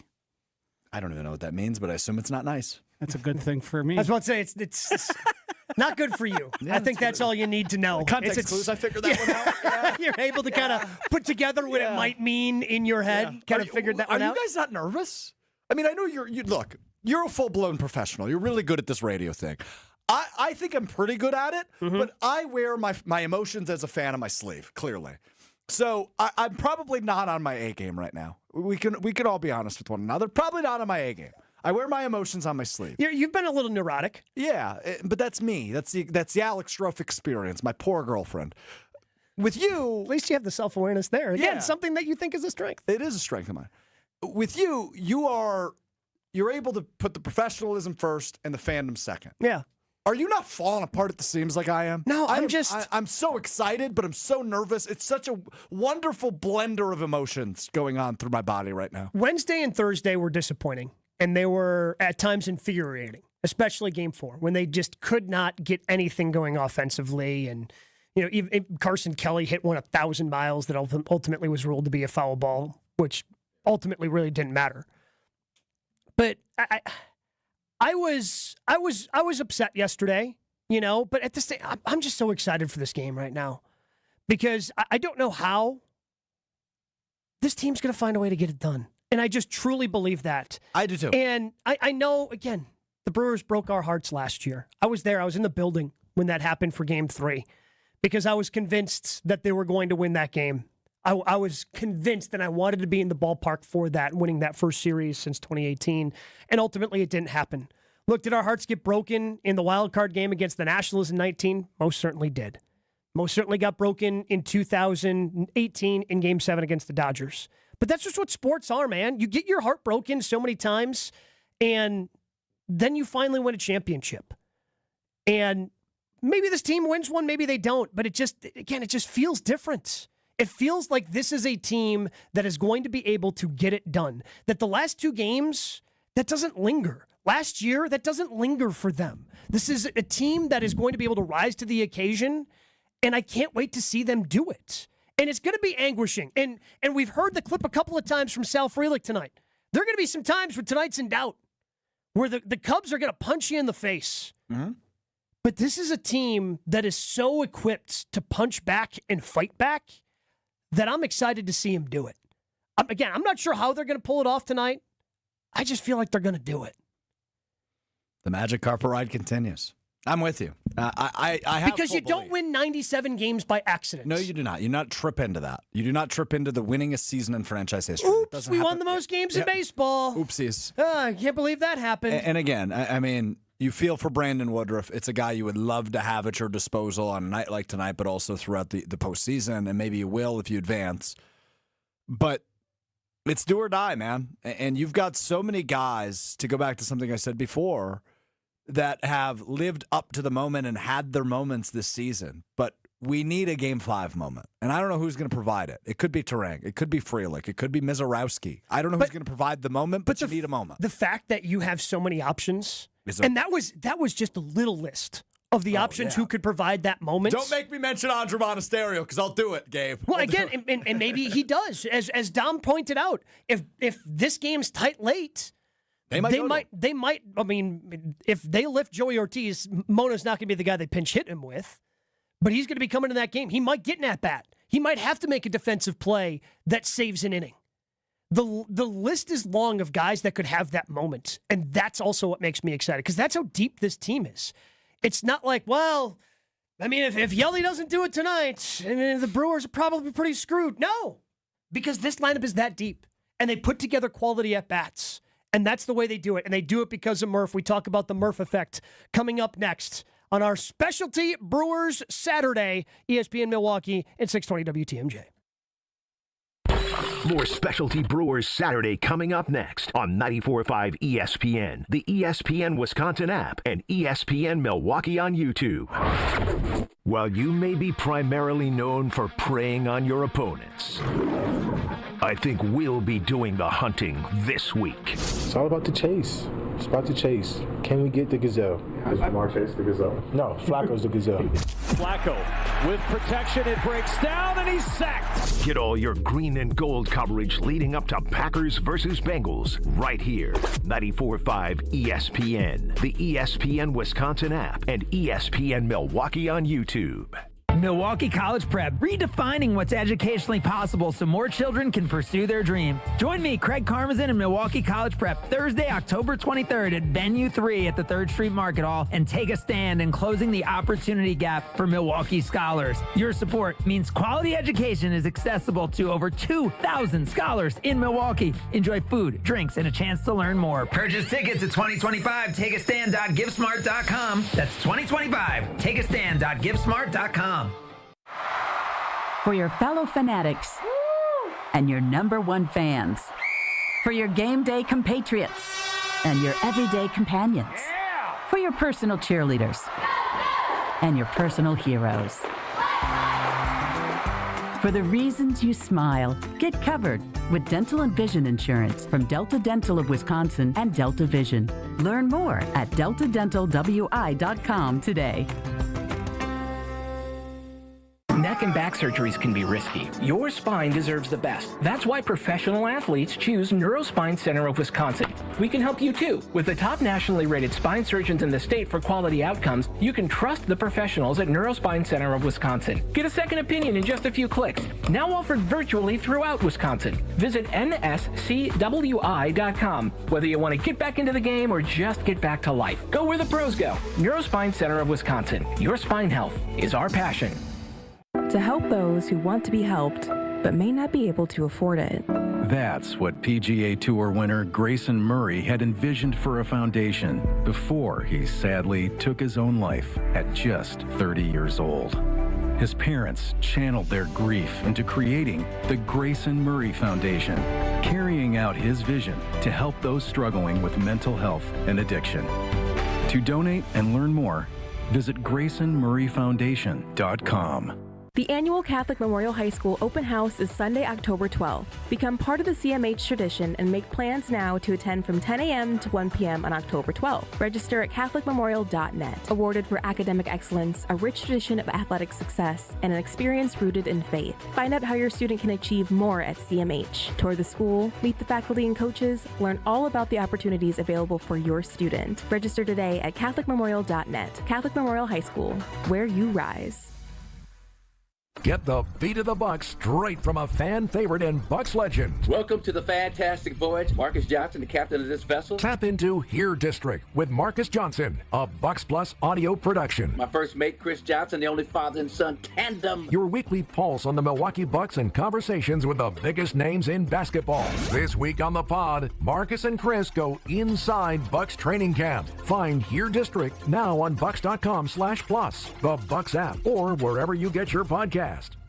It's WTMJ's Debbie Lazaga for Comfort Awnings. I reclaim my outdoor space by having Comfort Awnings install a motorized retractable awning so I can enjoy the sun and get relief when I need it. Sensors are also available that detect strong winds and rain to extend or retract your awning. They even protect against UV radiation so you can safely enjoy the outdoors. Family owned and located in Burlington, Comfort Awnings expertly installs custom awnings that fit your home and style. Right now, you can receive a free motor for your automated awning with your order. Call 414-Awnings or visit ComfortAwnings.com.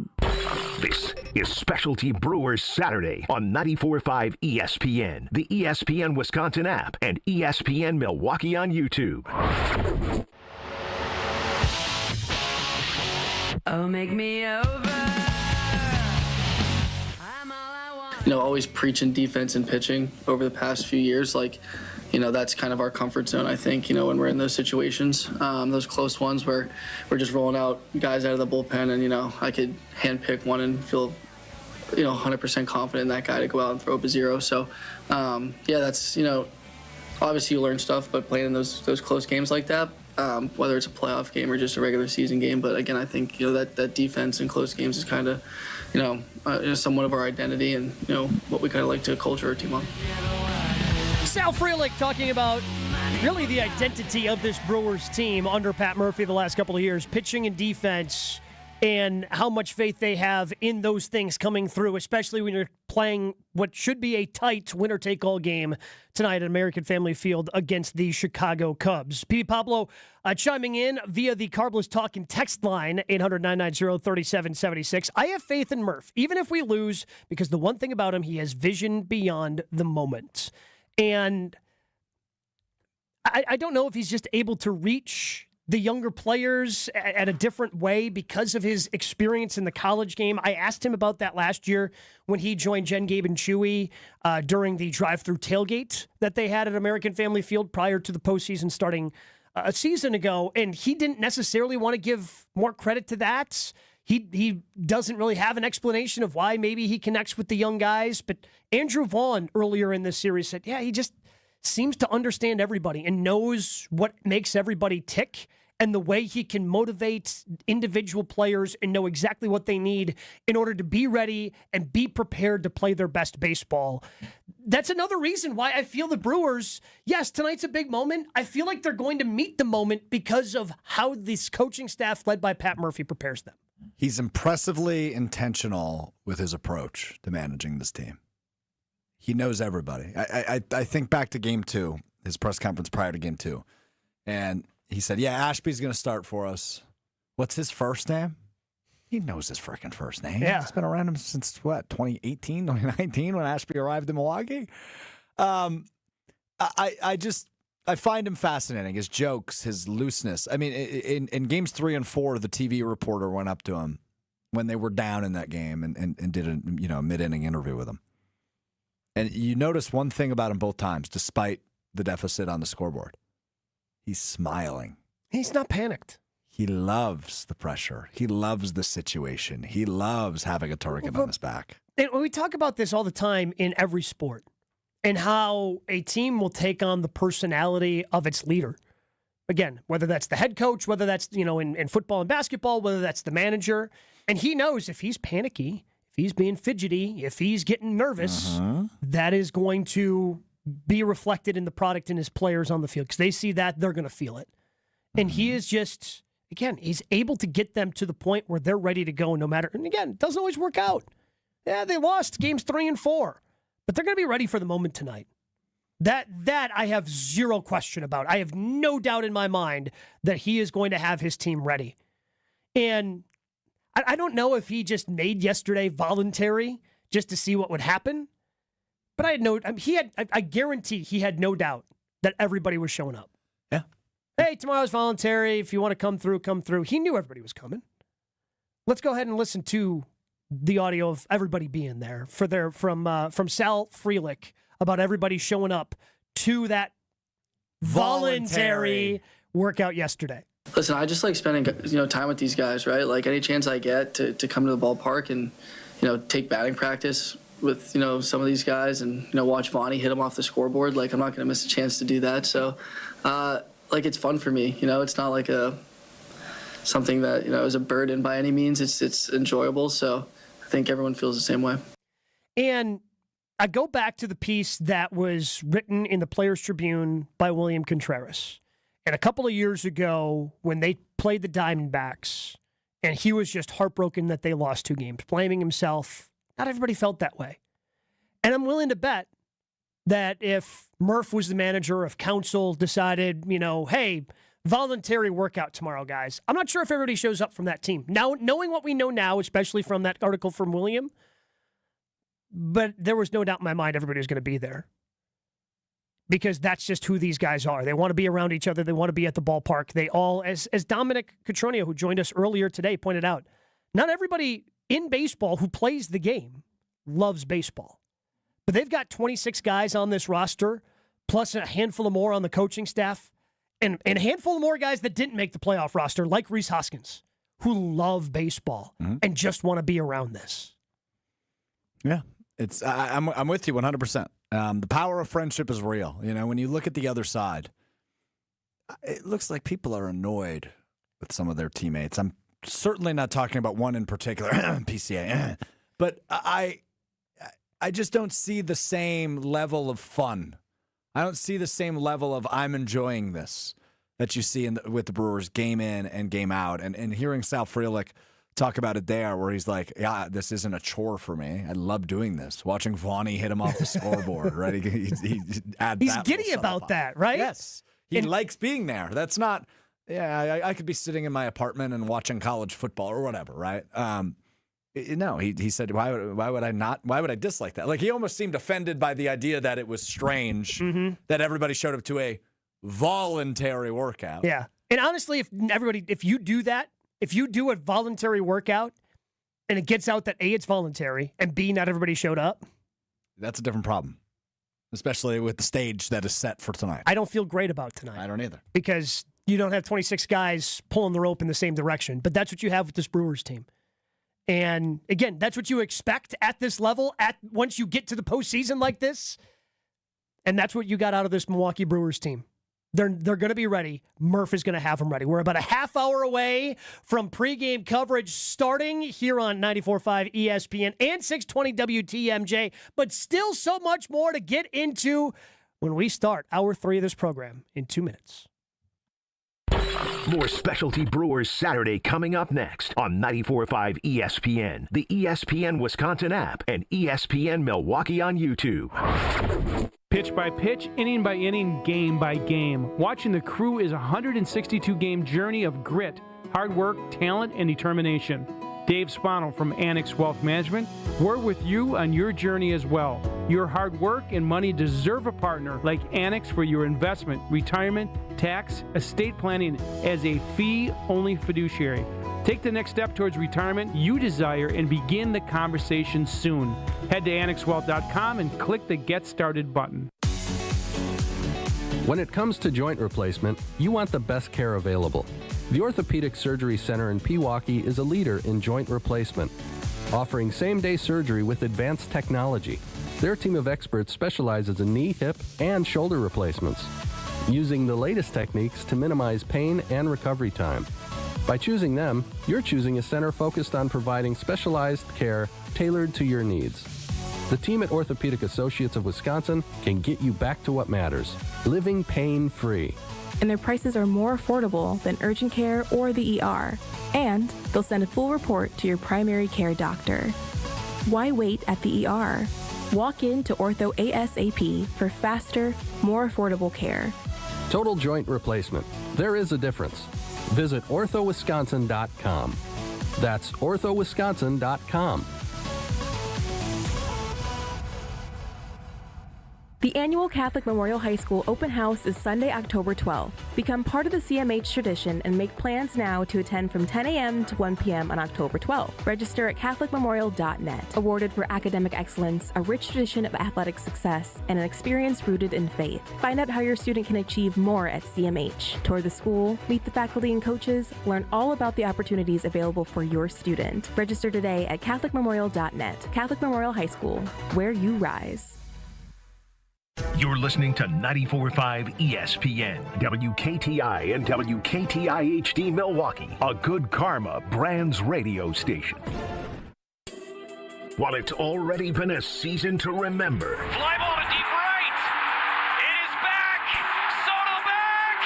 Out of here. Can you count to 14? It's a franchise record for the Milwaukee Brewers. the story is still being written.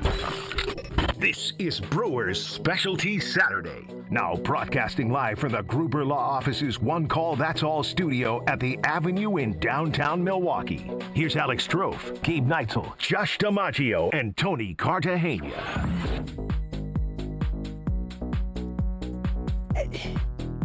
Sometimes you and your questions just, they're incredible. No, don't do it. They're incredible. Don't do it. Well, but for as nervous as you've been, and I feel like we had been doing a good job of calming you down and kind of, just mitigating the nerves the best that we can about an hour away from first pitch now. You've done a great job.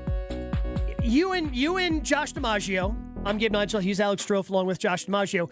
You guys have the watch along tonight. Yeah. On the ESPN Milwaukee YouTube page, so hopefully people tune into that. If you're not heading to the ballpark, check out these guys as they're just going to be going upstairs here in the offices of the One Call That's All Gruber Law Office Studios. But you're gonna have about a half hour from when we end here, and you guys start at 7 o'clock up there. And clearly, you had mentioned you got to get something to eat. Hopefully, that's going to calm the nerves a little bit. Yep. You were a nervous eater hanging out at Ben Brust's house, watching Game 4, so you need to get something before. And what did you ask me and Josh? Would it be in poor taste to eat a Chicago-style hot dog? And I realize that might be a dumb question, although I'm not a superstitious guy. It's just something that I know is readily available that sounds appetizing. I like Chicago dogs. I think everybody does, frankly. But then I realized why it was a dumb question, and you both quickly shot it down. So I have removed that, deep dish pizza and Italian beef from the menu of potential options I could eat. What are we doing here? Like, for as nervous as you are, to want to go, hey, Chicago-style dog, that sounds good right now. It does sound good. Is astounding to me. This is a guy who's in absolute zero control of his emotions. Correct. Like, he's got feelings happening. He doesn't know what they mean. He saw Chicago dog. It's like I'm going through puberty all over again. Like, he's just got the first thing that comes to his mouth, he just has to spit it out. Uh-huh. Yeah. I can't envision a worse thing to get at a time like this. Can I just add what you just said, Gabe? Please say it again about me. About what? About what? Whatever comes to my brain, I spit it out. You're just spitting it out. That either makes me good or really bad material for something like a watch-along, a watch party. Oh, I think it's going to be fantastic for the watch-along. Yeah, look, I am in a space we're rarely in sports fandoms, right? I mean, every playoff game in baseball specifically, as a Brewers fan, is nerve-wracking. Do or die is 10x that. We had it last year in Game 3 of the wild card against the Mets. I was a disaster. I was bellied up at my favorite tavern. There really wasn't a lot of people there. It was like a perfect scenario for me. I was with my girlfriend. We were the only two at the bar. It was at a local bar that does the shuttles, so obviously we got out of there before the shuttles got back after the game. But it was a good situation for me. This line of work, this is my dream job, man. Like, I'll be very clear about that. I am living my absolute dream. It's such an honor to have this position. So when I get asked to do things like, hey, would you want to watch the game on camera? Yeah. So we can create a cool community of Brewers fans and Cubs fans too on YouTube that watch the game with you. Will you do it? And of course, this is the third time we're doing it. It's the third time I've said yes to it. just to be clear, we're not doing it for the Cubs fans. If they happen to come along, they come along. Correct. But we're doing it for the Brewers fans. Correct. Yes. All right. I just want to make one thing perfectly clear. But naturally, there will be Cubs fans that are trolling us, as there was in Game 3 and Game 4. And so I say yes, but also, like, I am a huge Wisconsin sports fan. Mm-hmm. We've grown up this way. I've always been this way. I'm a little erratic, and a little bit unhinged at points. Yeah, look, we're just here to help guide you along. You know, you're treating me like a lost puppy. A little bit, which feels a little bit disrespectful. I mean, you're a little bit like a dog right now, where your emotions are all over the place. You don't know how to regulate them. You're going to see a squirrel here in a moment, and you're going to get distracted. Like, that's just where you're at right now with your emotions, and that's fine. We're going into a Game 5, man. This is winner take all. Yeah, like this is what we have been waiting all season for the Milwaukee Brewers. 110%. We've waited for 162 games, the 14-game winning streak, getting the burgers, getting 97 wins, winning the division for the third time in a row. It's now all coming down to this. I'm glad you bring up the regular season, because while at points, especially towards the end of the season, it almost felt easy. It almost felt like they were just that much better than everybody else. I don't think at any point, though, whether it be during the 14-game winning streak or when they had, when they continued to build and build and build their lead in the NL Central over these Cubs, I don't think at any point a Brewers fan went, yeah, but it'll be easy in October. No, it's never easy. It's never easy in October. It's never easy. I mean, how many teams have we seen over the years that have been the best team? Hell, the Brewers have been the best team in the National League and fallen flat and haven't been able to get to a World Series. They had the best record in the National League when they won Game 163, winning the Central Division, and they got to host Game 7 back in 2018, and ultimately fell short. They just fell short because the Dodgers made a couple more plays in that Game 7 than they did, and that's just the way it is. I keep going back to the William Contreras piece. The ball is round. Right? And Sure when you're is. playing a shorter series in 5 games, weird stuff can happen. And that's the nature of baseball, and baseball specifically in the playoffs. Just like Trevor McGill opening Game 5. Weird stuff happens. Yeah. Nobody saw that coming. Except Josh. Noster Joshish. Now we can work on that. It's no ball.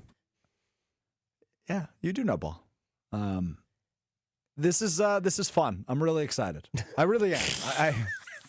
I'm not convincing myself I'm excited. I am excited. It's because I hope that's true, because you did a bad job of convincing us. Give me that You did a towel. bad Give me that job towel. of convincing yourself. Thank you.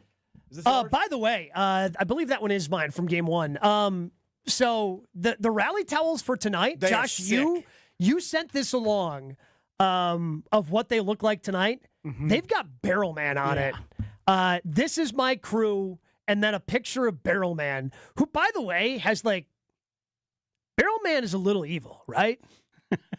I mean, he's just got He's that got like an evil smirk. Yeah, he's got that little devilish grin. He's devious. Yeah, I think that's the best way to put it. He is. I hope they're not. Barrel Man is devious. I just hope they're not burning the best rally towels too early, because that's going to be a hard one to top. That's a really good one. That's a really good one, and I hope we get more. I hope we have a lot more coming our way. What's this one say? I believe Magic Brew. Oh, yeah, that's great, too. That's the Magic Brew. That's the theme from this year. I'm all fired up. Okay. Let's go. Brewers! Come on. Gotta win tonight. Gotta have it. See, now... You buying it now? I know you're not as familiar with Seinfeld, but when he's trying to convince everybody he can't be funny, and then he's being a little funny, that's what you're doing right now. You're trying to convince us that you're fired up, and you can't even drink straight. I just spilled water all over He's spilling myself. water all over. Strouf is just a mess, and I get it. Let's go. I get it. Fired up. That's what Game 5 can do to you. Come on. We've got our game predictions to dive into coming up next. Special shout out to Neurospine Center of Wisconsin. From cutting edge biologic injections to the least invasive surgeries, get a virtual second option available throughout Wisconsin. Visit nscwi.com. Neurospine Center of Wisconsin. Your spine health is their passion. More Specialty Brewers Saturday coming up next on 94.5 ESPN, the ESPN Wisconsin app, and ESPN Milwaukee on YouTube. Students can't prepare for future jobs they don't know exist. At Junior Achievement, we help students meet their future selves. With the support of Manpower Group and volunteers from all walks of life, JA programs help young people explore careers, build resumes, and envision bold futures. To learn more, visit wisconsin.ja.org. All day, every day. The Carbless talk and text line is open for you. First off, there is not one team that's on the fringe that scares me. 800-990-3776. The Carbless talk and text line. This is more. Neck and back surgeries can be risky. Your spine deserves the best. That's why professional athletes choose Neurospine Center of Wisconsin. We can help you too. With the top nationally rated spine surgeons in the state for quality outcomes, you can trust the professionals at Neurospine Center of Wisconsin. Get a second opinion in just a few clicks. Now offered virtually throughout Wisconsin. Visit nscwi.com. Whether you want to get back into the game or just get back to life, go where the pros go. Neurospine Center of Wisconsin. Your spine health is our passion. Change your grocery game plan to locally owned Century Foods, home of the best meat, freshest produce, and tastiest treats. Now through Wednesday, save on 10.23 to 11.5 ounce selected varieties Mars Fun Size Candy, $4.49. 8.1 to 11.5 ounce selected varieties Bear Creek Soup Mix, $3.49. 128 ounce pale selected varieties Blue Ribbon Frozen Dairy Dessert, $5.99. 64 ounce selected varieties Sunny D Citrus Drinks, 2 for $3. I am starving. Oh, no. Never walk into a Century when you're hungry. Unless it's free sample day. Ooh. Oh, pizza, yes. I'd love to try that one. My husband thinks he can make a meal out of grocery store samples. Need to wash this down. I think I see someone handing out samples in the liquor department. Geez, can we focus on our list? What's this? It says you can win 2 tickets to Green Bay's home game against Chicago on December 7th. Or autographed footballs, or a 4-pack of Green Bay Hall of Fame tickets. You have to enter through Century's Facebook or Instagram. I'll be entering this on my phone in the deli next to that cheese sample station. Enter by November 12th. Ready for the snap and a timeout taken. The team looks a little bit lost. Let's bring in Gina Della from Pella. What's the winning game plan this month? Wayne, the winning play is simple. A whole house of new windows as low as $297 a month with 0% interest for up to 60 months. Wow, that's a drive you can sustain for years. No penalties, no interest. A championship move from Pella Windows and Doors of Wisconsin. No doubt, Wayne. And unlike the opponent's defense, Pella Windows actually stopped the drafts. The draft picks we gave up for number 1 had to be the steal of the century. True, but I'm talking about replacing old drafty windows. Roger that. With energy-efficient windows that keep the cold out, you'll stay as toasty as a fan at a warm weather preseason game. Pay as low as $297 a month for a whole house of new Pella windows. Plus, with 0% interest for up to 60 months, don't sit on the sidelines, folks. Make your move today. Schedule your free consultation today at PellaWI.com. Restrictions apply. 10/31/2025. I walk on the shoulders of giants who have come before me. I am ASAP and Maya Angelou. I am Marva Collins and Frederick Douglass. From A to Z, I celebrate, emulate, and commemorate their example. This is part of the Declaration of Excellence Milwaukee College Prep scholars recite not just during Black History Month, but each and every morning. Because our students don't just honor history, they're determined to shape it. Enroll your scholar for the 2025-26 school year at MilwaukeeCollegePrep.com. For your fellow fanatics and your number 1 fans. For your game day compatriots and your everyday companions. For your personal cheerleaders and your personal heroes. For the reasons you smile, get covered with dental and vision insurance from Delta Dental of Wisconsin and Delta Vision. Learn more at deltadentalwi.com today. This is Specialty Brewers Saturday on 94.5 ESPN, the ESPN Wisconsin app, and ESPN Milwaukee on YouTube.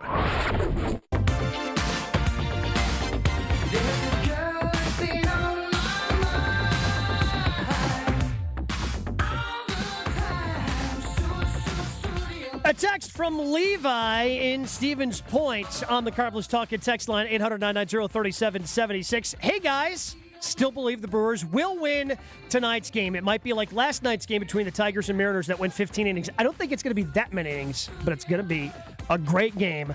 Let's go Brewers! Yeah, Brewers! I mean, that's... Yeah, let's go! I mean, that's how it's written. That's how it's got to be read. I mean, I'm assuming that's what Levi from Stevens Point was going for. Yeah. Fire me up! Fire me up! I'm ready. Who's got to step up most for the Brewers tonight? Everyone. Is that too basic of an answer? Do you need an answer? I would prefer an answer if we're going to have a conversation. Here. Well, the simple answer is everyone. It's do or die, man. You don't step up, you're going home. Yeah, but there's going to be a hero. Who is the hero? That might be a better question, and it's always the same answer for me. It's the guy we've heard a bunch from tonight. It's the guy who had a moment in Game 3 last year when he wasn't hitting as many home runs as he did in 2025. That would be my guy, Sal Frelick. Look, he hasn't been all that good at the plate through 4 games in this series. Got a couple of hits, had the sac fly, but all in all, just meh offensively. Tonight's a night where you need the back end of that order to step up. You need somebody in the back end of that order to step up. He had the only extra base hit in Game 4. Had to double down the line. Maybe that's a good sign for him to start kind of going forward. And honestly, I feel really good about Drew Pomeranz being one of the first guys out. Because Dominic Cotroneo pointed out, in terms of high-leverage lefties, there aren't a lot left in that bullpen if Pomeranz goes first. And guys like Sal, guys like Bryce Turang, and Turang will have to face Drew Pomeranz tonight because, well, Bryce is hitting second. But they just haven't had the quality at-bats that you were hoping for against lefties at times in this series. So the fact that, and again, maybe Shota comes out there, and maybe Shota's the guy that goes 3+ innings, or maybe it's Savale, who knows? But there's probably going to be more opportunities, I think, for Sal and Bryce Turang to get some at-bats against righties tonight, and that makes me feel good as a Brewers fan, because I feel those two facing righties is going to be great, and none of the right-handed batters do I think are, they're going to now have bad at-bats against a right-handed pitcher. Can I manifest something real quick? That's what we're here for. I just think it would be a beautiful circle of life moment with some beautiful irony sprinkled in if Andrew Vaughn hit a home run off Aaron Savale tonight. Yeah, I think that's what everybody would love. And then we'd really have to build that statue for Aaron Savale. Well, you got to win the World Series first. But then, yes, build the Aaron Savale statue. Do we see Aaron Savale? I think... there's a chance. Here's the thing, man. Everything's on the table. I think there's a chance, He was Joshy. really good for him in Game 1. He was. I think there's a chance, but I think they would prefer not to. Yeah, I was to say, I don't think that's the number they're calling if things are going their way. I don't think that is the preferred plan for the Cubs. Yeah. I think that is oh crap. Who do we put in now? All right. Well, Aaron, you were good in Game 1. Hopefully you can put out a fire the second straight time. I'd just like to throw out a statistic for the starters tonight. Drew Pomeranz and Trevor McGinn. The openers. Yes, that's what I meant. Well, they are the starters. Technically, but they're openers. I know what you mean. They are openers. 0 home runs for either of these pitchers against any of the batters they're scheduled to face. Neither of these pitchers has allowed a home run to anybody playing tonight. Tonight, that changes. Ooh. Tonight, that changes. Jackson Churrio's leading off. Leading off with the home run. I'm pretty certain about it.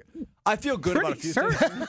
Yeah, I feel really good about that. Okay, then I hope you stopped at Potawatomi before you made your way here this evening. Yeah. If you're fairly certain about any player at any moment hitting a home run, trust tree for a minute. You need to put some money down. Out over your skis once again. Trust tree for a moment. I love Potawatomi. I'm staying away for a little bit.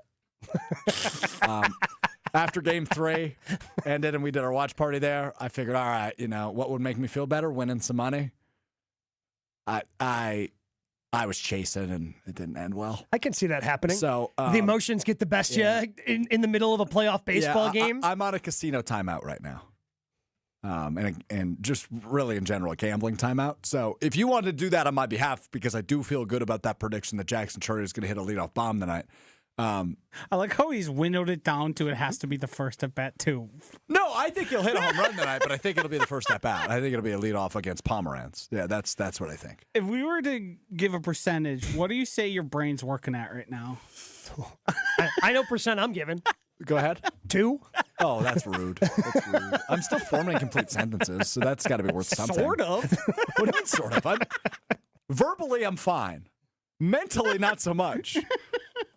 I'd give it like a 13%. Oh, okay. Yeah, I mean, I could be honest. We're not that far off in terms of what we think your brain is operating at. I mean, we're all friends here. I'm a mess. I'm a disaster right now. I just ordered a hot dog with pulled pork, jalapenos, and crunchy onions on it. Because I was told I couldn't order a Chicago hot dog, but I wanted a hot dog because it's a ball game. What's preventing you from just getting a regular old hot dog? I get some mustard and relish on it. I don't think there's any stadium sauce available, and that would feel more on brand. But barbecue is kind of close to stadium sauce, so I felt like that was the route to go. I could have removed the jalapenos, crunchy onions, and pulled pork, but I kept it all on there. Just feels like that'll settle the stomach. Yeah. Again, your brain is working at about 2%. Yeah, that's fair. I really feel that Yelly's going to have a moment. I don't know what that is going to be, but he has been such a big part of this season. And when you factor in, it took him a little bit of time to adjust to being a DH, where he wasn't comfortable being the DH, and he knew that's the role he had to be and dedicated himself. A lot of guys, again, it's hard for them to make that adjustment, and he was able to do it. And he got off to the slow start. He had to make some adjustments with his back too, if we're being honest, right? Like there's just different things you have to do to make sure after the back surgery he's had, and he's been able to stay healthy for the most part. And once he took that month and a half, 2 months to figure out how to operate as a DH with his surgically repaired back, the dude's been just so good. And the fact that he hasn't had an RBI since he hit a home run in Game 7 of the NLCS in 2018, hasn't had a postseason RBI since then. And he obviously hasn't played in every Brewers postseason game since then. Was injured in 19, was injured last year.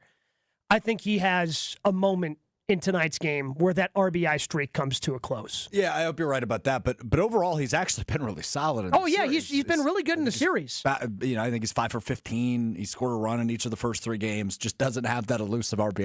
Yeah, he drew 2 of the walks that they had in Game 4. So he still, despite having the strikeout with runners in scoring position and that really one opportunity the Brewers had, it felt like to score runs in Game 4, he's still doing what Christian Yelich does, and that's put together quality at bat after quality at bat. Yeah. And that's why it'd be great if one of those guys that hasn't had that moment yet steps through, but I feel like it's going to be the horses for the Brewers tonight. Yeah. It's going to be the top part of that lineup. To your point, you need your stars to star, right? And that's what you need tonight. You need your Churios to come through. You need your Contrerases to come through. You need your Yelich to come through.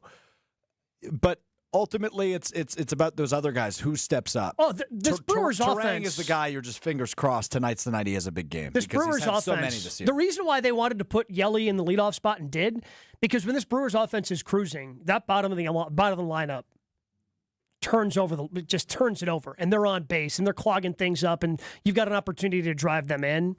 Now those opportunities go to Turang, they go to Chourio, and that bottom of the lineup's still going to have to play a role in tonight's game, certainly. But I think it's going to be Christian Yelich, who's the big guy who comes through for that crew. Let's go! Fire up! Fire up! If you want more Brewers content, make sure you stick around on the ESPN Milwaukee YouTube page. Strouf and Joshy have you for the watch-along. That starts at 7 o'clock. Big shout-out to our friends at Neurospine Center of Wisconsin for presenting this Brewers content. Brewers baseball is coming up next.